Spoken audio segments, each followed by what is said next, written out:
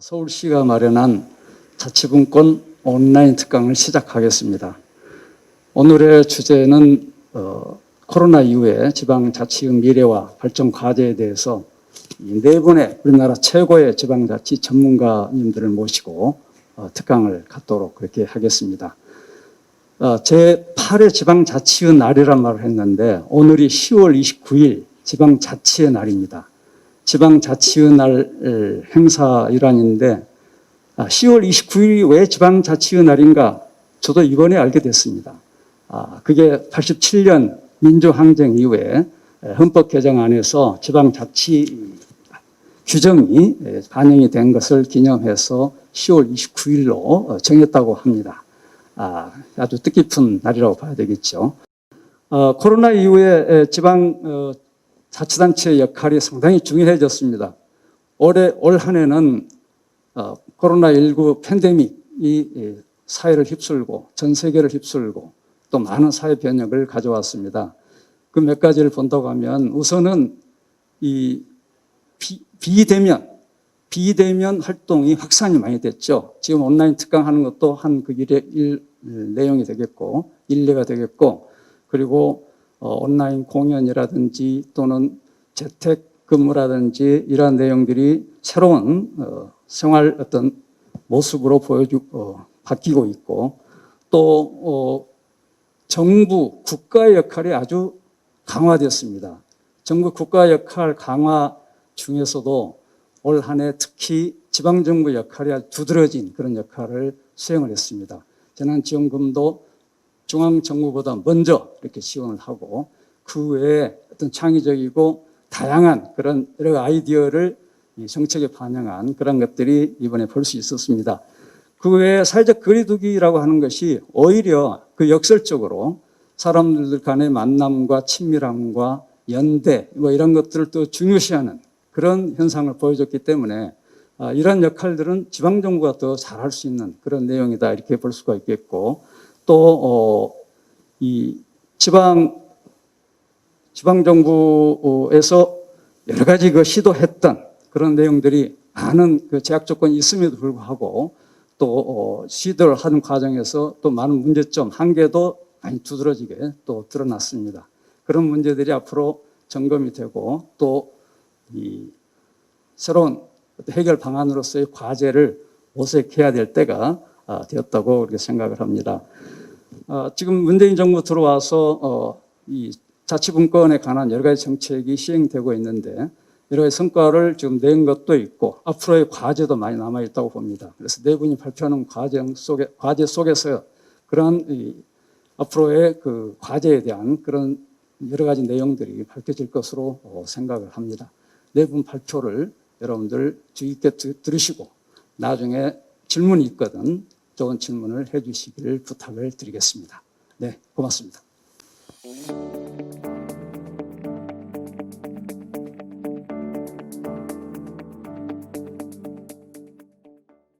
안녕하세요.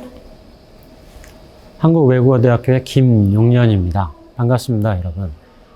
제가 오늘 준비한 내용은요, 지방정부와 교육자치의 협력입니다. 일반자치와 교육자치가 협력하는 다양한 사례들이 최근 많이 대두되고 있습니다.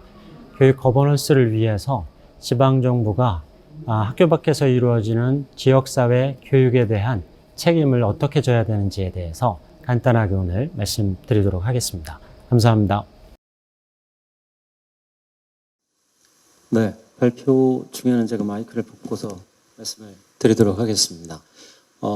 제가 오늘 준비한 주제는 일반자치와 교육자치의 협력이라는 주제로 오늘 한 20분 정도 말씀을 드리도록 하겠습니다. 최근에 교육 거버넌스라는 이름으로 일반자치와 교육자치의 협력이 활발하게 전개되고 있습니다.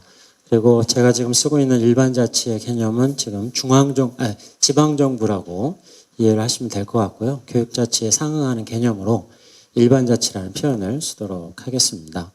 그래서 일반자치와 교육자치의 협력이 왜 지금 이 시대에 이루어지고 있고 또 그걸 하면서 어떠한 인식의 차이가 있고 또 앞으로 그걸 어떻게 해 나갈 것인지에 대한 말씀을 간단하게 드리도록 하겠습니다. 본격적으로 말씀을 드리기에 앞서서요. 지금 지방정부와 교육자치의 관계부터 먼저 말씀을 드려야 될 것 같아요. 중앙정부에서 교육이 차지하는 부분은 사실 상당합니다. 예산 규모로 봐도 그 교육 분야에 투입되는 예산이 거의 3위 정도입니다. 상당히 큰 영역이라고 할 수 있는 것이죠. 그 얘기를 달리 말씀드리면 중앙정부에서 교육 부분이 빠지면 정부로서의 시스템이 그 완편된 구조는 아니라고 말씀드릴 수 있는 것이죠. 지방정부도 마찬가지입니다. 하지만 그 교육자치가 일반자치와 분리되어 있는 대한민국의 현실 속에서 지방정부의 역할 혹은 이들의 협력의 관계 등등은 우리한테 앞으로 계속 논의를 진행해야 될 그런 과제라고 생각을 합니다. 그래서 제가 준비한 일반자치와 교육자치의 협력을 먼저 말씀을 드리는데 왜 이게 필요하고 지금 시대적인 상황이 어떠한 소위 말하는 패러다임 시프트가 있기 때문에 이러한 협력이 강조되고 있느냐 이런 말씀을 먼저 드리려고 합니다. 첫 번째로 학교 밖 교육의 공교육화가 지금 우리 사회에서 진행되고 있고 앞으로는 더욱 이게 확대될 것이다 라는 겁니다. 그동안 공교육하면 학교 교육을 의미를 했었던 것이죠. 그래서 학교 밖에서 이루어지는 교육을 우리는 공교육이라고 하지 않았었습니다. 하지만 최근 마을교육 공동체 등등을 통해서 우리 아이들, 우리 청소년들이 그 성장과 배움이라는 것이 꼭 학교 울타리에만 제한되어 있지 않습니다. 학교 울타리를 넘나들면서 성장하고 배우고 있는 것이죠. 그랬을 때 학교 밖 지역사회에서 이루어지고 있는 교육을 혹은 그들의 실천을 사교육으로 치부하고 공적 책임을 방기할 수 있는 수준은 아니라는 것이죠. 그래서 지역사회가 져야 될 공적 교육에 대한 책임이 점차 강화되고 이에 따라서 지방정부의 역할도 재설정되거나 혹은 강화돼야 될 수밖에 없다. 때문에 일반자치와 교육자치의 협력은 앞으로도 진행될 것이다 라는 것이고요. 두 번째, 탈중심적 연대가 지금 본격화되고 있다는 점입니다. 중심성이 해체되는 소위 말하는 그 포스트 모던한 어떤 그런 사회적인 흐름이 교육에도 그대로 투영이 되고 있는 것이죠. 예를 들자면 과거에 그 교육의 3주체는 교사, 학생, 학부모였습니다. 근데 지금은 엄연히 지역사회 그리고 주민이 교육 주체로서 자리매김을 하고 있는 상황입니다. 또한 교육 행정은 그럼 누가 하는 거냐 했을 때 예전 같았으면은 교육부가 하는 공적 행위 혹은 교육청이 하는 것 이렇게 인식을 했었다면 지금은 소위 말하는 시군구청 그러니까 일반자치가 주도하는 혁신교육에 굉장히 훌륭하고 그 성공적인 사례들이 굉장히 많이 산출되고 있는 상황입니다. 이런 중심성이 해체되고 있는 시대적인 상황에 있고요. 그와 맞물려서 연대가 강화되고 있는 겁니다. 그래서 일반자치와 교육자치 거기에 더해서 주민자치가 이렇게 함께하고 연결되는 이러한 시대적인 흐름 속에서 소위 말하는 교육 거버넌스 이런 시스템이 강화되고 있는 상황입니다. 그리고 마지막으로 이제 시대가 조직의 그러니까 산업 시대에 있었던 조직의 시대에서 앞으로는 네트워크의 시대로 전환을 할 것이다.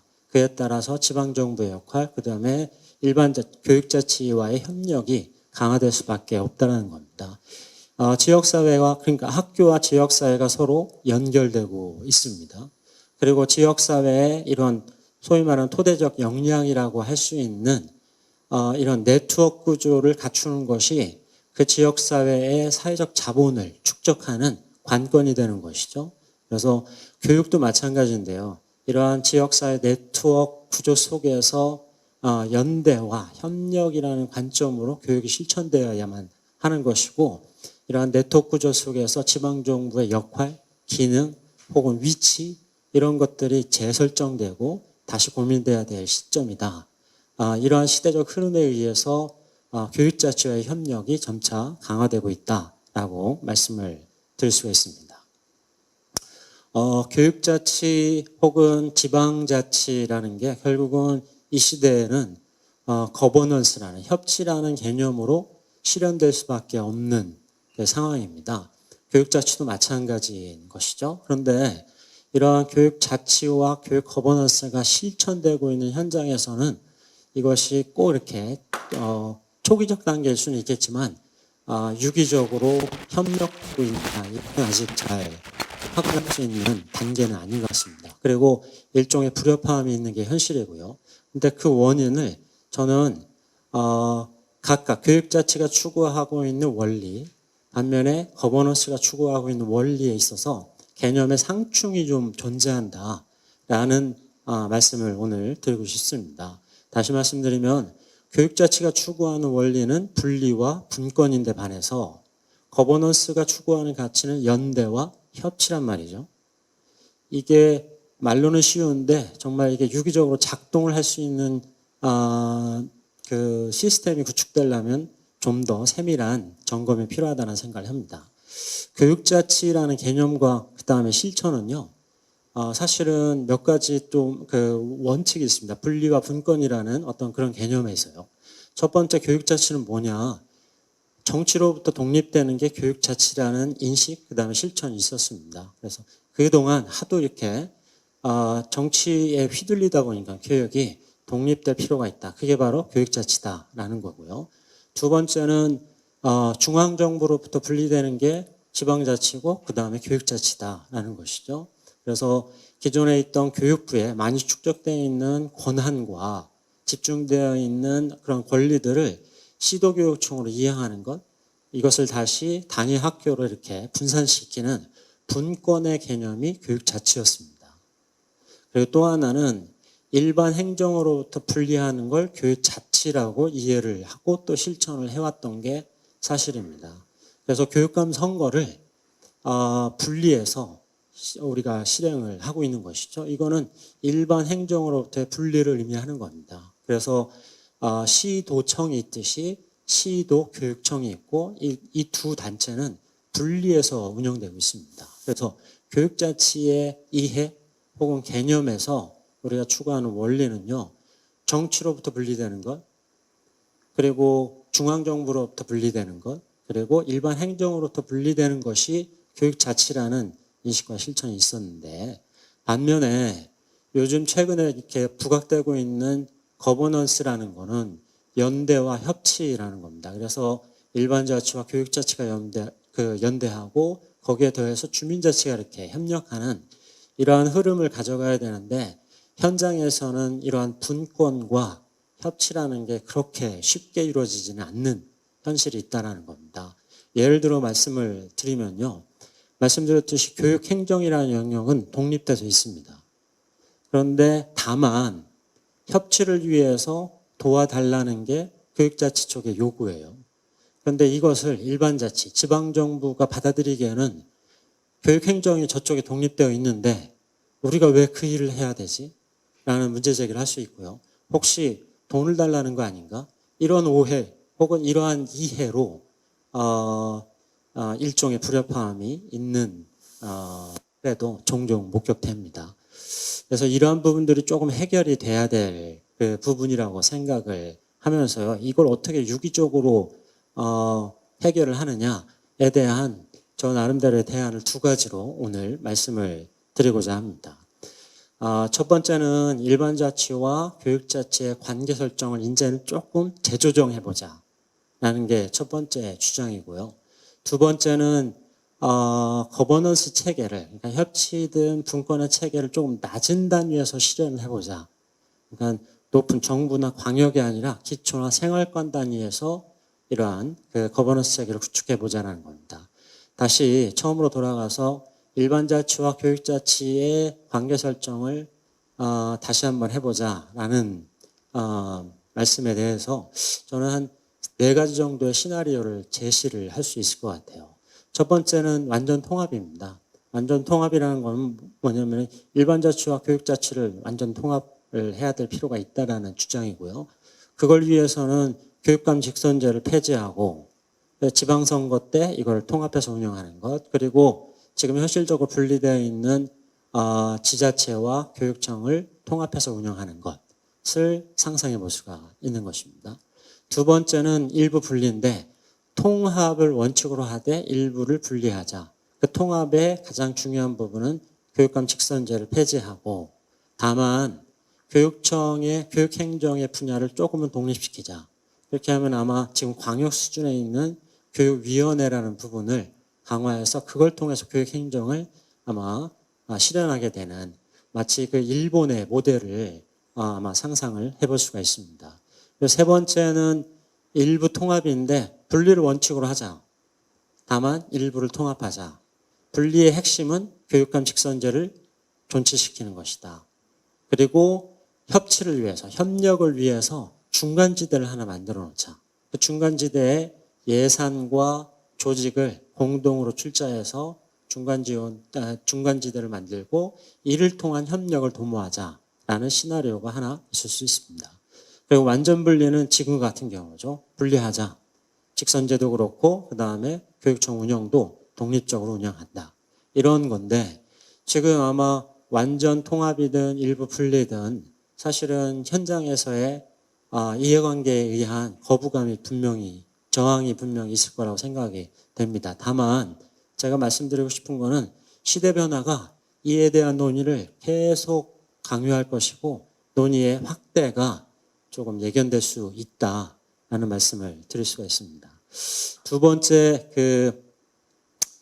교육 거버넌스의 그 실현을 낮은 단위에서 이루는 시스템을 구축해야 된다라는 건데요. 그동안 교육자치 혹은 교육 분권, 지방자치든 분권이든 거버넌스라는 개념을 광역 수준에서의 어떤 제도적 통합을 상상을 해왔습니다. 하지만 제가 생각하는 현실적인 그 일반자치와 교육자치의 협력은 분권의 종착점을 지역사회에 두는 겁니다. 그리고 협치의 출발점도 지역사회에 두는 것입니다. 그랬을 때는 분권과 협치가 이분법적인 게 아니라 한 주체에 의해서 한 지점에서 이루어질 수 있는 방법이라고 생각을 합니다.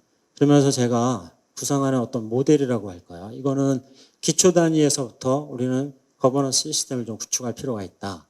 그러면 기초에는 뭐가 있냐? 여러분이 아시는 시군구청이 있는 거고 그 시군구청 단위에 조응할 수 있는 교육 행정은 교육지원청이라는 게 있습니다. 이들 간의 협력. 또한 지역사회에 있는 주민자치와의 협력. 이 3주체의 협력이 필요한 거고 이 협력의 의사결정체를 만드는 것. 협력을 위한.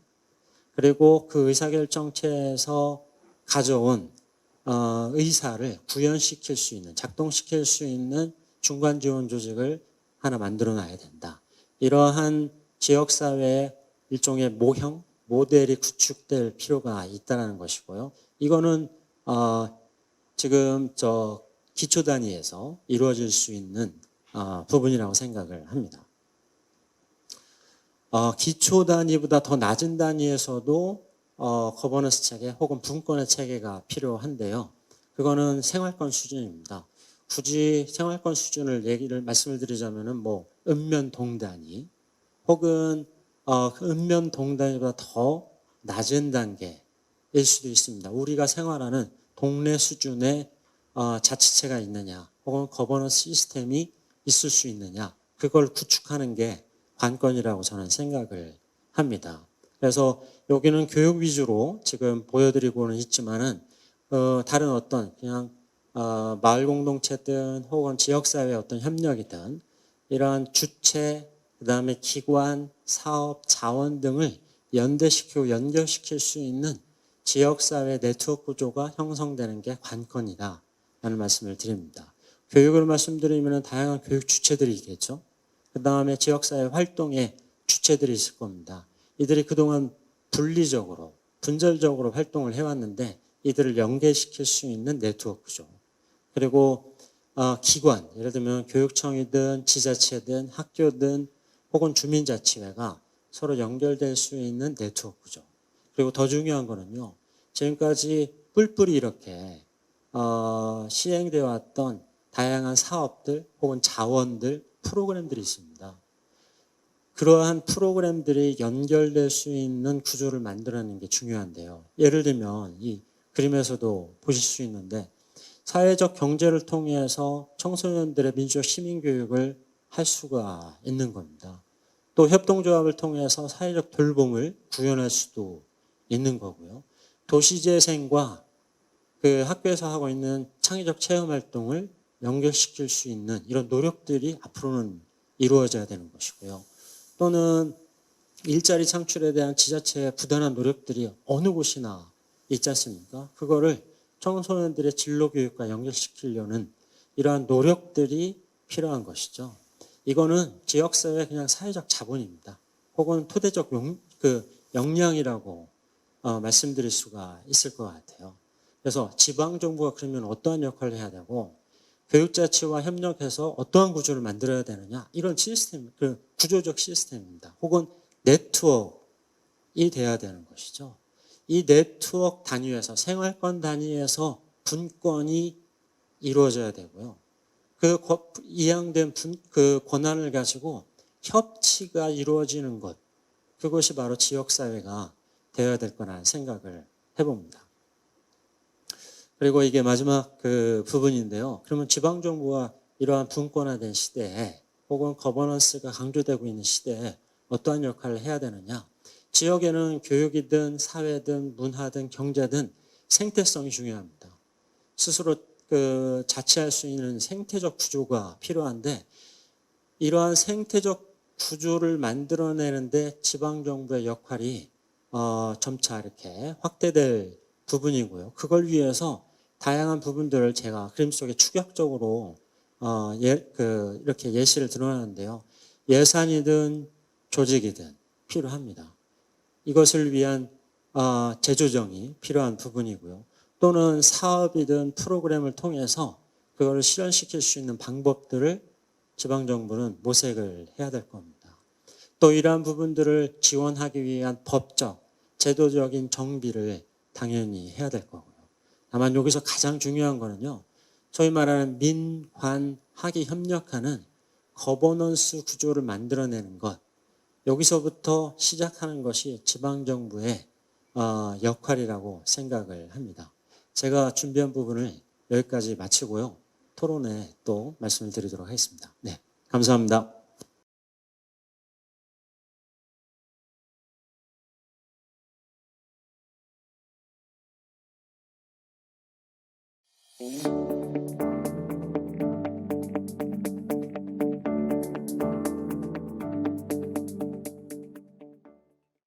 안녕하세요. 인하대학교 법학전문대학원의 이기호 교수입니다. 오늘 제8회 지방자치의 날을 맞이해서 지방자치와 지방분권이 우리 시민 생활에 어떤 영향을 미치고 시민들은 어떻게 대처를 해야 되는지에 대해서 알아보고자 합니다. 예, 오늘 그 8회 지방자치의 날을 맞이해서 이 지방자치가 시민 생활에 어떠한 영향을 미치느냐 이런 문제를 중심으로 한번 알아보고자 합니다. 지방자치, 지방분권 말은 많이 하는데 흔히 생각하기를 4년마다 지방의원과 그 지방자치단장, 서울시민으로는 서울시장, 구청장 뽑고 구의회 의원들 뽑고 시의회 의원 뽑는 거 아니냐 이렇게 생각하기 쉬운데 그것보다 훨씬 우리 일상생활에 미치는 영향이 크기 때문에 오늘 거기에 대한 설명을 사례를 들어가면서 한번 설명을 드릴까 이렇게 생각을 합니다. 먼저 그 지방자치는 한 세 가지 측면에서 이래 우리가 말씀을 드릴 수 있는 것 같아요. 누구의 자치인가? 주체의 문제죠. 그 다음에 두 번째, 어떻게 하는 것이냐, 방법의 문제이죠. 그 다음에 이제 세 번째로, 무엇에 대한 자치인가, 대상에 대한 문제죠. 이 세 가지를 우선 말씀을 드리고자 합니다. 지방자치는 흔히 서울시의 자치라면 이 주체가 지방자치단체인 서울시지요. 그런데 이 지방자치단체는 그 실체가 단체입니다. 그런데 이 단체는 누구로 구성되는 단체냐 하면 시민으로 구성되는 단체이죠. 또 우리 그 종로구청, 종로구의 경우를 보면 종로구는 종로구의 시민으로 구성되는 단체죠. 주민의 단체입니다.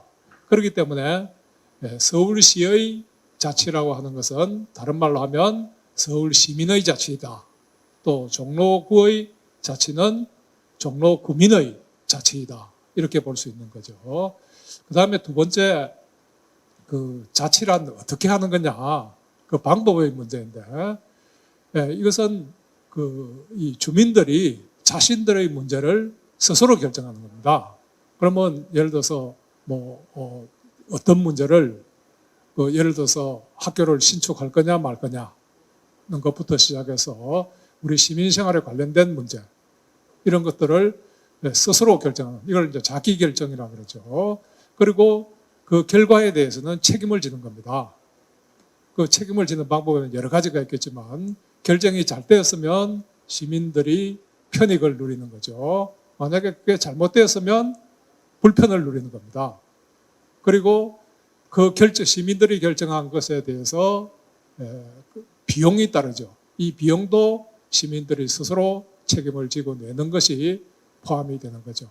그리고 시민들이 직접 결정하는 방법에는 두 가지가 있죠.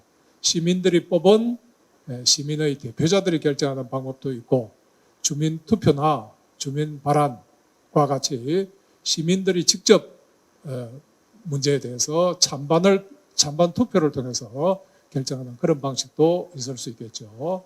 그 다음에 이제 무엇에 대한 자치인가 하는 것인데, 이게 이제 우리가 예를 들어서 국방이라든가 외교라든가 이런 것까지 시민들이 직접 결정할 수는 없겠죠. 왜냐하면 이거는 대한민국 전체 국민에 관련된 것이기 때문에 전체 국민으로 구성된 단체인 국가가 결정할 문제이고, 우리 시민 생활에 관련된 문제, 이것을 서울 시민들이 또 서울시의 시민의 대표자들이 결정하는 거죠. 그렇기 때문에 이 자치사무, 시민들이 결정할 수 있는 자치사무는 다른 지역의 전국적인 사무가 아닌 이 지방적인 사무, 지역적인 사무, 이런 사무가 자치사무가 되고 자치사무의 대상이 된다, 이렇게 볼 수 있겠습니다.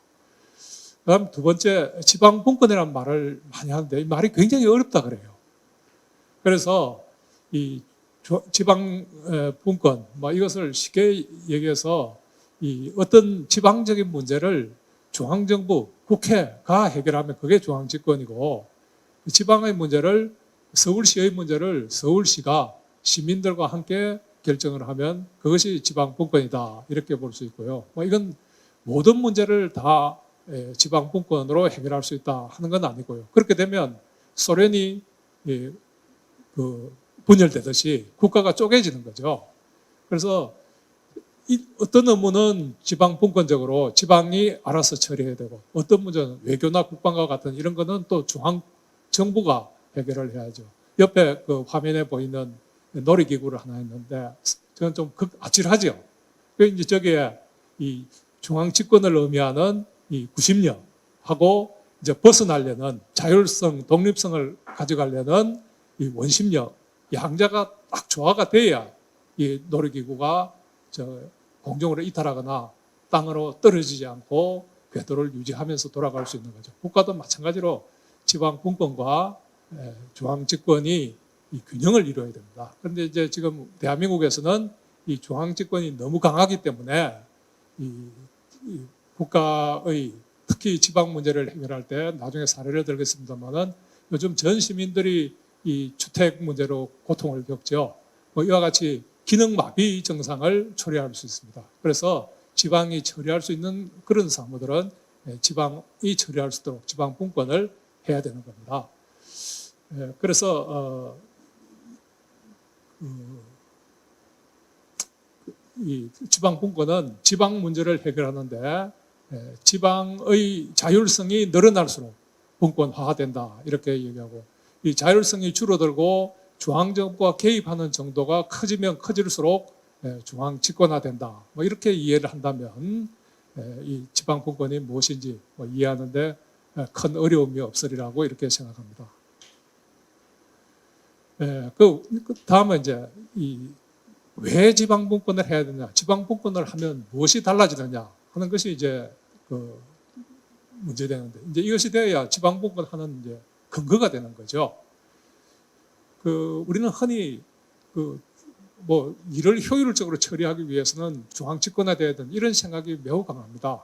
그런데 유럽 화면에 나오는 그래프가 하나 있죠. 저거는 이제 유럽 지역위원회가 만든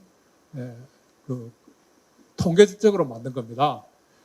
자세하게는 안 보이시겠지만 저기 보면 이 세로축은 국민소득입니다. 위로 올라갈수록 국민소득이 높고 가로축은 이 분권의 정도입니다.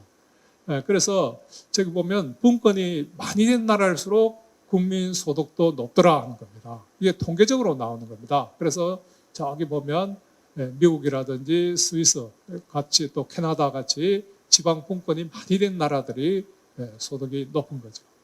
또 국민 행복도 분권이 많이 된 나라가 이 소득 수준도 높더라 하는 거죠. 그래서 우리나라도 책이 번역되어 있습니다. 그 스위스의 경제학자인데 행복 연구가로 세계적으로 유명한 학자이죠. 행복 경제학의 혁명이라는 책에서 쭉 이제 여러 나라의 그 지방 분권 정도와 행복 지수를 비교해 본 결과 지방 분권이 많이 된 나라일수록 행복도도 높아지더라 하는 것을 밝혀냈습니다. 예를 들어서 핀란드라든가 네덜란드, 스위스 이런 나라는 굉장히 매년 3월 21일 날 유엔에서 행복 지수를 발표하죠. 매년 1위에서 5위 정도에 이제 드는 나라들 보면 지방 분권이 많이 된 나라들입니다. 그 다음에 지방 분권을 무슨 기준에 의해서 할 것인가, 지방 분권의 기준을 뭐로 볼 것인가 하는데 이제 이게 우리가 많이 알려진 이 보충성의 원칙이 있습니다. 이것은 이 두 가지 요소로 구성이 되는데, 개인이 할 수 있는 일은 공동체가 개입하면 안 된다. 개인에게 맡겨야 된다 하는 원칙이고요. 그 다음에 두 번째는 이 공동체가 개인이 할 수 있는 일을 공동체가 하는 경우에 어떤 공동체가 할 것인가 하는 것인데, 국가와의 관계에서 보면 시도는 국가는 시도가 할 수 없는 일만 하고 시도는 시군구가 할 수 없는 일만 해야 된다. 지방이 시군구가 할 수 있는 일을 시도가, 또 시도가 할 수 있는 일을 국가가 하게 되면 효율성도 떨어지고 책임성도 이게 떨어져서 국가적으로 보면 비효율과 무책임성이 나타난다. 뭐 이렇게 보고 있는 거죠. 자, 그래서 이제 지금부터 이제 몇 가지 사례를 들어서 좀 설명을 드리고자 합니다. 지금 오늘날 신문에 많이 나고 있는 이 사례가 이 마포구의 홍남기 씨 사례이죠. 이분은 집을 두 채 가지고 있다가 한 채는 이제 빌려주고 한 채는 지금 분양권을 가지고 있군요. 그런데 이 분양권을 가지고 있을 때 이것도 한 채로 치니까 이제 본인은 지금 또 세에 들어 있습니다. 그런데 임대인이 본인이 이제 그 집에 살겠다 나가달라고 합니다. 그런데 주변에 이 전셋집을 구하려고 보니까 전셋집이 없을 뿐만 아니라 또 혹시 있어도 집값이 너무 올라가서 나갈 수가 없습니다. 그런데 집을 팔라고 내놔도 거기에 세 들어 있는 사람이 또 못 나가겠다 이럽니다. 그래서 이러지도 못하고 저러지도 못하는 이런 상황에 빠진 홍남기 씨 사례를 많이 얘기를 하는데요. 그 중앙정부에서 20여 차례, 23번째죠. 그러니까 지금 이제 24번째 전세가 시가 말라버리니까 이 전세 대란이 일어나는 거 또 대책을 내놓는다는데 대책을 내놓을수록 이 일은 자꾸 꼬이고 있습니다. 근데 그런 것이 왜 발생했을까요? 이거는 강남구의 집값이 오르니까 이거 잡으려고 하다 보니까 이게 전국의 집값을 올려놓은 겁니다. 그래서 이게 지방이 할 일을, 그러니까 전 세계적으로 보면 이 주택 문제를 중앙정부가 나서서 하는 나라가 없습니다. 이거는 왜냐하면 이 주민들과 지방정부가 알아서 지방의 그 주택 문제를 해결을 할 수도 있고 해야 됨에도 불구하고 중앙정부가 개입하다 보니까 어느 지방에도 맞지 않게 되는 겁니다. 즉, 다시 말해서 중앙정부가 하면 어떤 현상이 일어나냐면 강남구에도 맞아야 되지만은 저기 경상도 봉화에도 맞아야 되고 저기 무안에도 전라남도 무안에도 맞아야 되고 이렇게 다 어느 지방이나 다 맞는 정책을 찾다 보니까 어느 지방에도 맞지 않는 그런 정책을 만들어내게 되는 거죠. 그래서 이 국가적인 난제가 있을 때 중앙정부가 도저히 해결하지 못하는 것을 지방정부가 나서서 해결하니까 큰 어려움 없이 해결되더라 하는 것을 우리가 지방자치를 그동안 20여 년 동안 해보면서 많이 체험을 했죠. 예를 들어서 도저히 대한민국에서는 해결이 불가능하다고 했던 화장실 문제. 정말 외국인한테 내놓기, 보여주기 어려운 지지부에 있는 화장실이 지방자치가 실시되니까 몇 년 이내에 세계인들이 견학 와서 배우고 가려는 그런 아주 선진적인 화장실로 변모되었던 거거든요. 그래서 이 주택 문제도 이것을 서울시와 서울의 주택 문제를 서울시와 각 구청에 맡겨주면 중앙정부가 지금처럼 온 국민을 고통 속에 빠뜨리지 않고도 충분히 해결해낼 수 있는 그런 과제가 아닌가 이렇게 또 생각하고요. 또 이제 시민생활하고 직접 관련된 겁니다. 이 세금 문제입니다. 예를 들어서 서울 시민이 내는 재산세는 시민이 아니죠. 재산세는 원칙적으로 기초지방자치단체 구세죠. 그런데 이 세금이 서비스의 가격입니다. 그런데도 불구하고 이 세금을 어디서 결정하느냐? 중앙정부에서 국회에 법률안을 제출해가지고 이렇게 결정하는 거죠. 이러다 보니까 시민들은 자기가 받는 서비스의 질, 양에 상관없이 그냥 중앙정부가 정하는 대로 획일적으로 세금을 내는 거죠. 이러다 보니까 서비스를 어떻게 하든지 간에 들어오는 세금은 똑같은 거죠. 그래서 이 혁신이 일어나지 않게 되고 시민들은 내는 돈에 비해서 세금에 비해서 충분한 서비스를 받지 못하는데 그런 현상이 일어나죠. 근데 최근에 이제 집값이 오르다 보니까 이게 세금이 엄청 올랐죠. 그래서 오늘 아침 신문에 보니까 A씨의 경우 2년 전에 137만 원을 냈는데 지금 287만 원을 3년 만에 287만 원을 내게 돼서 3배가 올랐다고 합니다. 그런데 이제 외국의 경우 보면 이것을 주민들이 직접 결정합니다. 해마다 예산을 세워놓고 올해는 그 세금의 몇 프로를 거둘 것인가 이런 것을 결정하는 거죠. 그래서 이런 부분을 지방 분권을 하면 주민들의 실생활이 그 서비스의 질에 따라서 개선될 수 있고 또 시민들의 부담도 획기적으로 줄어들 수 있는 그런 계기가 될 수 있지 않는가 이렇게 생각을 해봅니다. 네, 감사합니다.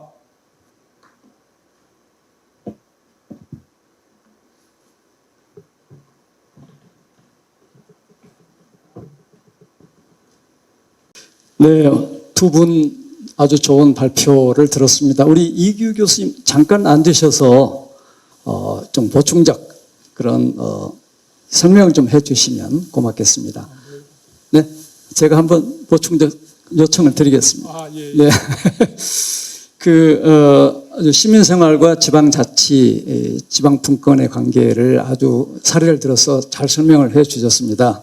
그래서 특히 생활정치라고 하는 것들이 아주 중요한 것을 새삼스럽게 깨닫게 되는데 그 아까 보충성의 원칙과 관련해서 지금 정부가 해야 될 일, 시장이나 국민이 해야 될 일, 그리고 또 중앙정부가 해야 될 일, 광역이 해야 될 일, 기초가 해야 될 일 이렇게 돼 있는데 우리나라 경우에 가령 기초연금을 지금 중앙정부가 기초연금을 주지만 노인복지 관련된 겁니다. 예. 그런데 노인복지 서비스 이거는 기초나 광역 이쪽에서 하는 게 좋겠다는 생각이 들고 하는데 그런 식의 단순히 업무를 이렇게 배정하듯이 보충성 원칙을 그 기본적 원칙은 적용이 되겠습니다만 전체적인 기능 가령 스웨덴 같은 경우 교육이나 의료는 광역자치단체가 한다. 뭐 이런 식의 또 사회서비스 관련된 복지 그 서비스 정책은 기초자치단체가 한다. 이런 게 잘 정립이 돼서 그 재정 배분도 그걸 연결해서 하거든요. 그 관계들은 어떻게 생각을 하시는지 말씀을 좀 해주시죠. 우리 그 일상생활하고 관련된 한 가지 사례를 들어서 설명을 할게요. 특히 교육 문제. 이거는 지금 그 우리나라에서는 그 서울시와 같이 이제 또 경기도와 같이 광역자치단체에만 배분을 하고 있는데 그 대부분의 외국에서는 우리의 읍면동 수준에서 그 업무를 처리하도록 이렇게 하고 있습니다. 왜냐하면 우리 자녀들이 다니는 학교에 학부모들이, 주민들이, 시민들이 관심을 가지고 있는 거지. 뭐 예를 들어서 서울시 같으면 종로구 구민은 예를 들어서 노원구의 학교 문제는 별로 관심이 없어요. 그래서 이게 우리나라에서 이제 이게 교육 문제는 이게 기초로 가야 되는데 우리 시군구로 가서 교육 문제가 처리돼야 정말 주민들이 원하는 그런 교육, 학교의 운영 이런 것이 이제 보장이 될 수 있고 주민 참여도 보장이 될 수 있는데 이것을 광역사무로 해놓으니까 주민들의 관심사하고 또 주민들의 참여가 굉장히 어렵게 돼 있어요. 그래서 뭐 이런 것이 뭐 우리 시민들이 겪게 되는 아주 단적인 지방 분권이 잘못된 뭐 그런 사례의 하나로 볼 수 있지 않느냐 이렇게 생각합니다. 네. 한 가지만 더 질문 좀 부탁을 드리겠습니다. 문재인 정부 들어와서 많은 그 지방자치와 관련된 그런 제도 개혁을 했습니다. 그런데 지금 현재도 지방자치법 전부 개정안, 정부 발의된 전부 개정안하고 의원 발의 개정안이 한 32건이 올려져 있다 그럽니다. 그래서 잘 통과가 돼서 이 지방 분권이 잘 진행이 됐으면 좋겠는데 지금 지방이양일괄법이라든지 지방 소비세 그 인상과 관련된 이런 것들이 제도화 정착이 잘 됐습니다만은 거기에 또 추가적으로 문재인 정부가 개혁 과제로 추진해야 될 일이라고 한다고 하면 뭐 한두 가지라도 몇 가지 뭐가 있을지 한번 지적을 좀 해주시죠. 예, 제일 시급한 것이 이 주민들의 문제를 결정할 수 있는 조례 재정권이 지금 그 지방자치법에 의해서 굉장히 제한되어 있습니다. 즉 따라서 아까 말하는 지방세 문제라든가 이런 거를 주민들이 결정할 수 있는 권한이 전혀 없어요. 그래서 이 지방자치법 22조에 보면 주민의 권리 제한이나 의무에 관련된 사항은 법률이 위임이 없으면 못한다 이렇게 해서 족쇄를 채워놓고 있어요. 이 족쇄를 풀어줘야 된다. 일본도 지방자치가 잘 안 돼 있지만 우리보다는 잘 돼 있는 게 이렇게 돼 있습니다. 주민의 권리 제한이나 의무를 부과할 때는 조례로 한다 해서 조례를 정할 수 있도록 해놨는데 우리는 거꾸로 조례를 정할 수 없도록 막아놓고 있습니다. 그래서 이것을 그 시민사회와 학계에서 한 20년 전부터 계속 풀어달라고 얘기를 했는데 이번 개정안에서도 반영이 안 되고 있습니다. 그래서 이것을 풀어줘야 이것을 풀어주면 시민들이 자신들의 문제를 해결할 수 있는 족쇄가 풀리는 겁니다. 할 수 없도록 막아놓은 족쇄가 풀리는 거죠. 이렇게 되면 이 아래로부터 다양한 혁신적인 방안들이 나올 수 있을 것이다. 이렇게 생각합니다. 네, 고맙습니다. 네, 이규 교수님 아주 좋은 발표와 또 보충 그런 설명 감사드립니다. 그 전에 김용년 교수님이 특히 일반자치와 교육자치의 협력과 관련해서 특히 교육 가버넌스의 원칙을 연대와 협치에 두고 일반자치, 교육자치, 주민자치가 서로 공생하고 협력하는 그런 협치가 구성이 되면 좋겠다. 그리고 특히 기초 단위 수준, 시군구가 되겠죠. 기초 단위 수준의 가버넌스 체계 확립을 상당히 강하게 주장을 하셨고, 생활권 수준의 지역 교육 네트워크가 운영이 되면 좋겠다는 그런 말씀을 하셨습니다. 그리고 학계에 상당히 그 중요한 이슈가 되어 있는 일반 자치와 교육 자치의 관계 설정을 4개 모델로 이렇게 제시를 하셨는데, 상당히 어려운 작업입니다만은 학계에서 많은 논의를 통해서 교육자치 그리고 일반자치가 같이 발전할 수 있는 그런 상생 모델을 만들어주면 좋겠다는 그런 말씀을 부가적으로 말씀을 드리겠습니다. 다음 주제는 이 지방재정 분야가 되겠습니다. 지방재정 분야는 지방자치의 그 물적 토대를 마련한 아주 중요한 그런 내용이 되겠습니다. 문재인 정부에서도 국세 대 지방세 비율을 8대2에서 7대3, 더 나아가서는 6대4까지 가는 그런 연방제 수준의 재정 분권을 강조를 하셨고, 1단계 지난번에 지방 소비세 세율이 10%포인트 인상이 되었죠. 그래서 앞으로 그 정도 성과 가지고는 만족할 수 없을 거고, 이 재정 분야에서도 상당히 중요한 역할을 해야 된다고 봅니다.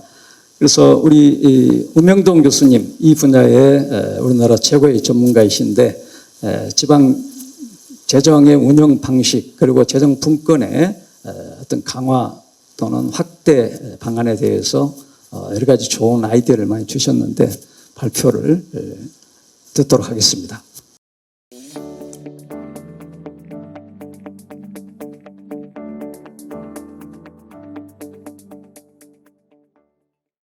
안녕하세요. 성신여대 명예교수로 있는 우명동이라고 합니다. 오늘 뜻깊은 지방자치의 날을 맞이하여 지방재정과 재정 분권과의 관계에 대해서 강의를 하게 된 우명동입니다.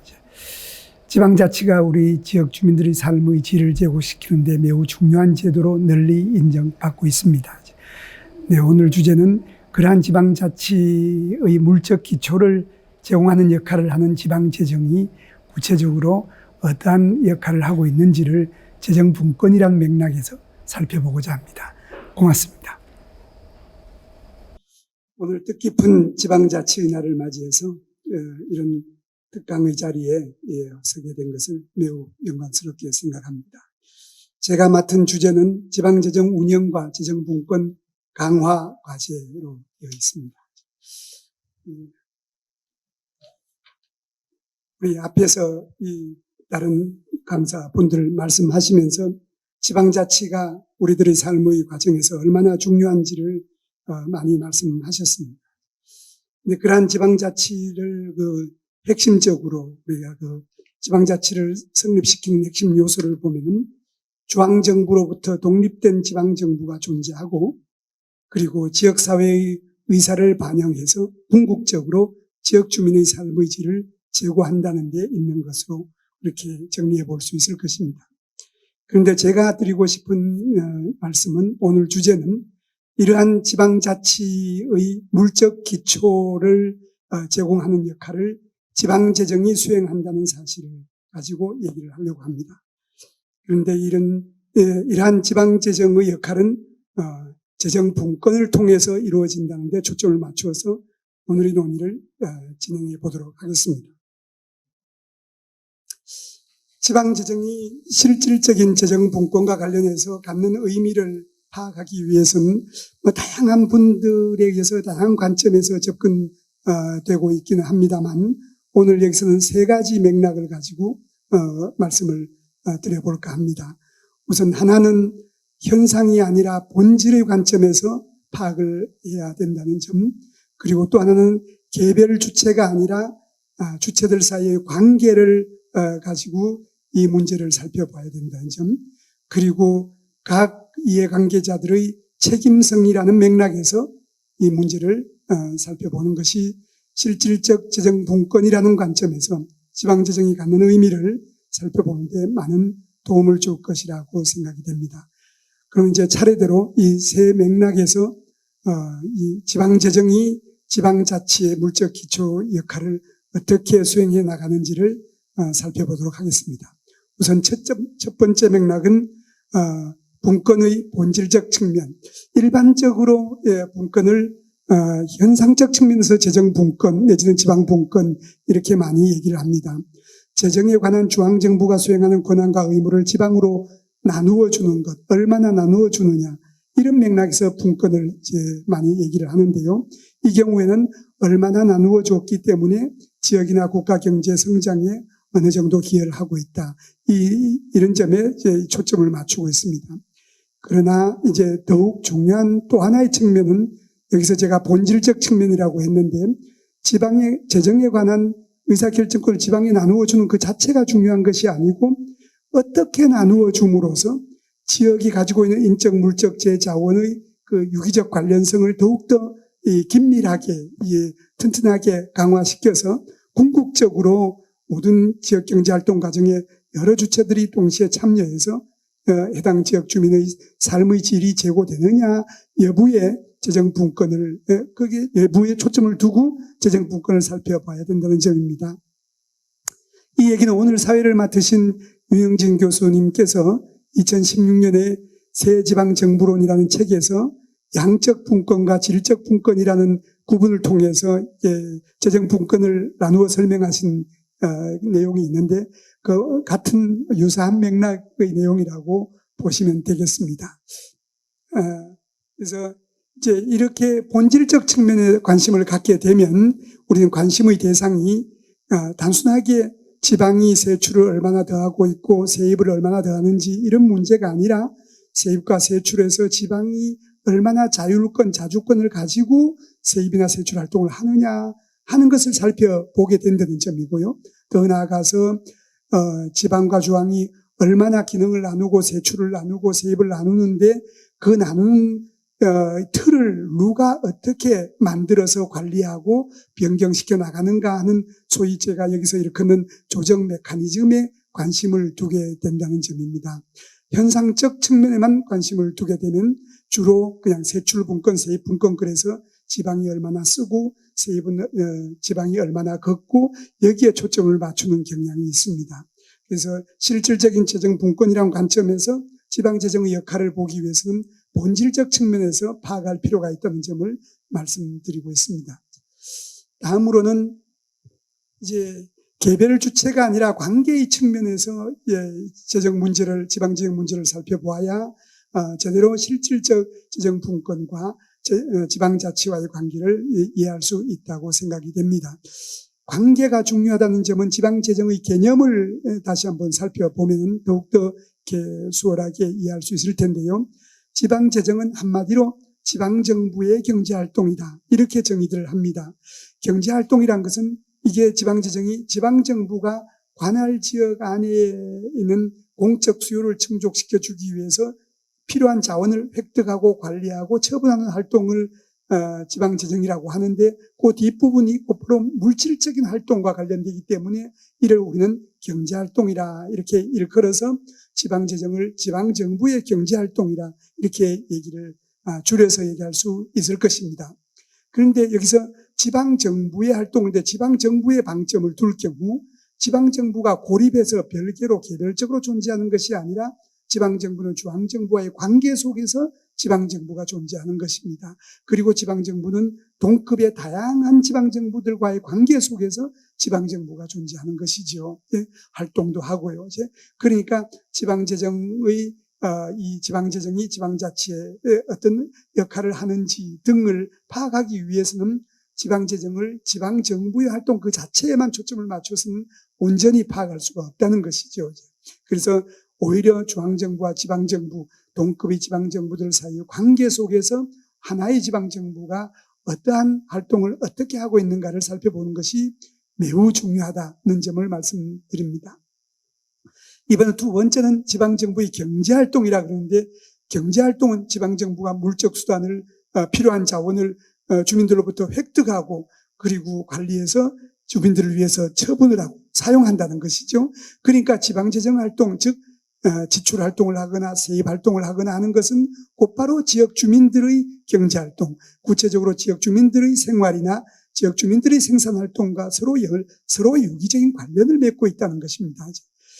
그러니까 지방 재정의 성격을 파악하기 위해서는 정부가 돈을 얼마를 썼다, 얼마를 거뒀다, 여기서 멈춰 가지고는 지방 재정의 성격을 온전하게 파악할 수가 없다는 것입니다. 지방 재정과 지역 주민들의 생활과의 관계, 생산 활동과의 관계 속에서 지방 재정을 파악해야 된다는 점입니다.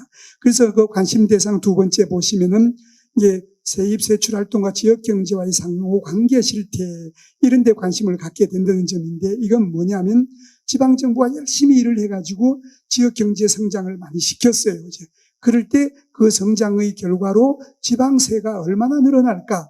왜 갑자기 중앙정부가 나타나서 그 경제 성장의 성과 세수의 더 많은 부분을 중앙정부가 가져가고 있을까? 이 관계를 보지 않고서는 지방재정의 성격을 파악하기가 어렵다는 겁니다. 그리고 지역 주민들 내지는 지역사회가 지방재정 활동에 어떻게 의사를 전달하고 그 영향을 서로 주고받는지 그 관계를 파악하는 것이 매우 중요하다는 점입니다.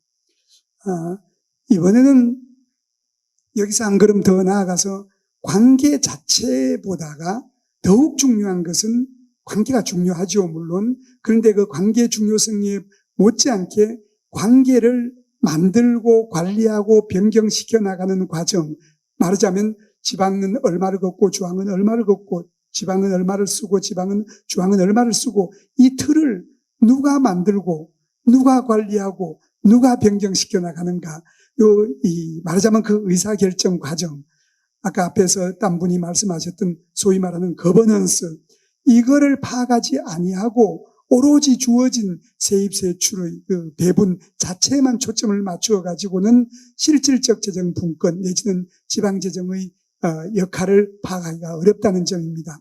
그런데 두 번째, 제가 붉은 글씨로 협조적 조정 메커니즘 그려놨는데, 지방자치라는 것이 곧바로 이 각 지역이 갖는 인적, 물적 서로 다른 특성을 잘 반영해서 공적 수요를 충족시키는 역할을 할 때 지역 주민의 삶의 질을 제고시키는 데 기여한다. 이게 이제 지방자치의 본질적인 내용인데, 바로 그런 점에 초점을 맞춰 보면 정부 간 재정 관계를 조정하는데, 정부 간 재정 관계를 만들고 바꾸고 이제 관리해 나가는 그 의사결정 과정에서 지방정부의 의사가 이제 반영되는, 즉 중앙정부 혼자서 그걸 틀을 다 만들어버리고 마는지, 중앙과 어떤 과정을 거쳐서 협의해서 만들어서 이 운영해 나가는지, 이 문제를 살펴보는 것이 매우 중요하다는 점을 말씀드립니다. 그러면 이제 마지막으로 남은 주제가 각 그 이해관계자들의 책임성, 이 소재를 잘 파악할 필요가 있는데요. 이제 이해관계자라 그러면 대표적으로 중앙정부, 그리고 지방정부, 그리고 지역사회, 지역 주민을 비롯한 지역사회 이렇게 있을 텐데, 중앙정부는 지방재정 운영의 그 기본 틀을 형성하는 헌법이라든가 각종 관련 법을 만드는 핵심적인 주체이죠. 그러니까 지방재정의 이 사회경제적 성격을 파악함에 있어서 기본적인 책임, 이 사회적인 대사회적인 대국민 책임의 그 중요한 부분을 중앙정부가 갖고 있다는 점을 인식할 필요가 있습니다. 이 점에서 우리는 헌법 규정이 어떻게 되어 있는지를 살펴보는 것이 매우 중요합니다. 우리 기존의 1988년에 만들어진 헌법하고 2018년에 새롭게 제시된 개정안을 놓고 보면 헌법에서 이 중앙과 지방의 역할에 관련된 재정 분권에 관련된 규정이 엄청 다르다는 점을 우리는 볼 수 있습니다. 그것은 중앙정부와 중앙의회, 즉 국회의 역할이 그 밑바닥에 있다는 사실을 우리는 인식을 할 필요가 있습니다. 다음으로는 이제 지방정부인데요. 앞에서 말씀드렸듯이 지방정부는 중앙정부로부터 자율성을 가지고 지방의 공적 사무를 수행해 나가는 것이 매우 중요하다고 말씀을 드렸죠. 그런데 경우에 따라서는 지방이 자율성을 갖고 지방의 사무를 수행할 때 문제는 지역의 어떤 이 특수 이익 집단들, 토 세력들에 의해서 이제 좌지우지되는 우리 그 지방재정에서 흔히 포획이 된다 그러는데 이런 현상이 나타날 수 있습니다. 그래서 이런 경향을 극복하면서 지방정부가 자율적으로 지역 주민의 의지를 반영하기 위해서는 지방정부가 대지역사회 책임성, 대지역 주민 책임성을 갖는 것이 매우 중요합니다. 그러기 위해서는 이 재정 운영 과정에서 지역사회 내지는 지역 주민들의 참여 메커니즘이 갖추어지고 있는지, 지역에 의해서 지방재정 활동이 조절되고 규제되는 메커니즘이 있는지 여부가 매우 중요하다는 점을 말씀드립니다. 마지막으로 남은 게, 그렇다면 지역사회, 지역 주민은 어떤 책임을 가질까? 우리가 늘 지역사회가 갖는 이질적 특성을 지방재정 운영 과정에서 또는 그 틀을 만드는 과정에 반영하기 위해서는 참여가 중요하다고 얘기를 하고 있는데, 참여가 이제 주민 참여 예산 제도라든가 이런 데 보듯이 참여가 요구를 하는 쪽에 주민이 원하는 일을 해달라는 그런 데 초점을 맞추고 있습니다. 그러니까 요구만 하고 그 요구에 따른 책임을 지는 그런 자동 이 규제 메커니즘이 주어져 있지 않다는 점이죠. 이렇게 주민의 자기 책임성이 배제된 상태에서 주민이 요구만 하게 되면은 흔히들 말하는 연성 예산 제약, 그래가지고 지방정부 규모가 점점 커지는 경향을 불러일으키고 궁극적으로 지방재정 위기를 불러일으키는 이 어떤 요인이 된다고 많이들 얘기하고 있으니까 지금 우리는 여기서 주민의 자기 책임성이라는 점을 분명히 짚고 넘어갈 필요가 있다는 점을 말씀드립니다. 자, 이제 앞에서 우리는 이 지방재정 활동을 그 성격을 분석함에 있어서 특히 재정 분권과 관련해서 우리는 본질의 측면에서 파악할 필요가 있고, 그리고 관계의 측면에서 파악할 필요가 있고, 그리고 마지막으로 책임성이라는, 각 주체들의 자기 책임성이라는 관점에서 살펴볼 필요가 있다고 말씀을 드렸습니다. 이제 이러한 모든 것을 우리가 이해를 했다고 할 때 이와 같은 실질적 재정 분권을 구체적으로 실현해 나가기 위해서는 우리가 어떻게 해야 될 것인가, 이제 거기에 대해서 말씀을 드려보고자 합니다. 우선 지방정부 담당자들이나 지역사회, 지역 주민들, 시민단체들, 이런 각종 이해관계자들이 지방재정이 또는 재정분권이 얼마나 중요한지를 우선 알아야 이제 그러한 실질적인 재정분권을 요구도 하고 이제 실현해 나가는 어떤 계기를 마련할 수 있지 않겠습니까? 그래서 우선 이해를 해야 되고, 동그라미는 제가 붉은색을 표시가 안 되어 있는데 거기도 붉은색을 해야 돼요. 이해를 하고, 그리고 그런 이해가 되면 의지를 갖고, 그리고 그런 의지를 현실적으로 구체화시켜낼 수 있는 능력을 이제 갖추는 것이 중요하다는 점을 말씀드리고 싶습니다. 그 구체적인 계기로서는 그러나 지방 정부 입장에서는 그런 걸 이해하고 의지가 있으면은 중앙과 지방과의 관계에서 재정 관계 틀을 만들고 변경시켜 나갈 때 어떻게 협상을 해서 지역의 의지를 반영시킬까 하는 협상 통로를 만들고 활성화시키게 되는 어떤 힘, 동력을 부여받게 될 것입니다. 그리고 지역 주민들 입장에서는 알니까 이제 참여를 하고 싶어지고, 이런 식으로 이해와 의지와 능력에 대해서 우리가 그 중요성을 인식하는 것이 중요하다는 점을 우리가 다시 한번 인식할 필요가 있겠습니다. 이어서 이제 그러면은 이해를 해야 된다고 얘기를 하고 있는데, 이해를 어떻게 혼자서 지방재정이 그렇게 중요하구나, 지방 담당 공무원이 이게 매우 중요하구나, 이걸 이해내기가 어렵다는 거지요. 이제 그래서 이해를 위한 어떤 계기가 주어져야 되는데, 그래서 교육이 중요하다는 점을 말씀드리고자 합니다. 지방재정과 실질적 재정분권이 갖는 의미를 이해하기 위해서 이제 더불어 그 중요성을 이해할 수 있는 교육의 기회를 상설화하는 것이 매우 중요하다. 이거는 개별 주민이나 개별 시민단체나 개별 지방정부 차원보다는 지방정부 또는 지방정부 연합체, 그리고 이 시민사회, 그리고 각 지역의 대학들이 공동으로 연대를 해서 지방재정의 중요성, 재정분권의 중요성에 대한 상설적인 교육을 통해서 이해와 의지와 능력을 고양시킴으로써 재정 분권을 앞당길 수 있다고 생각이 됩니다.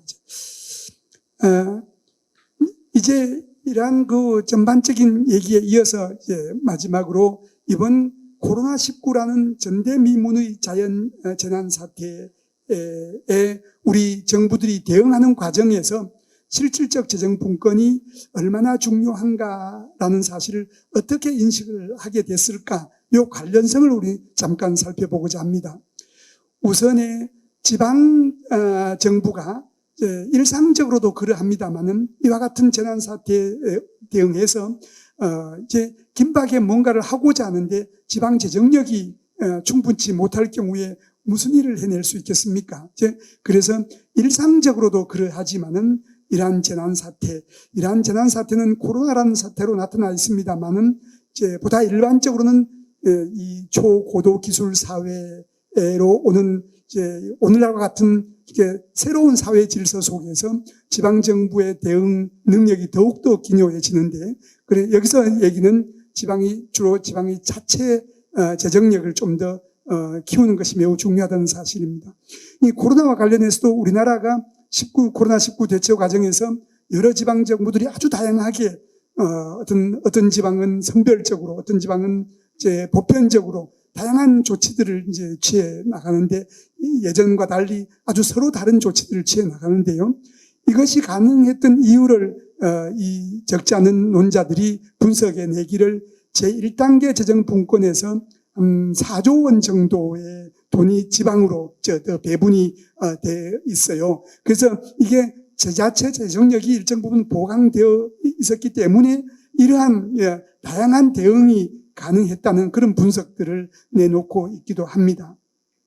그래서 이렇게 볼 적에는 우리가 앞으로 어떻게 하면은 지방 정부의 자체 재정력을 키울 것인지에 초점을 맞추는 것이 중요하다는 사실을 다시 한번 인식하는 계기로 삼으면 좋겠습니다.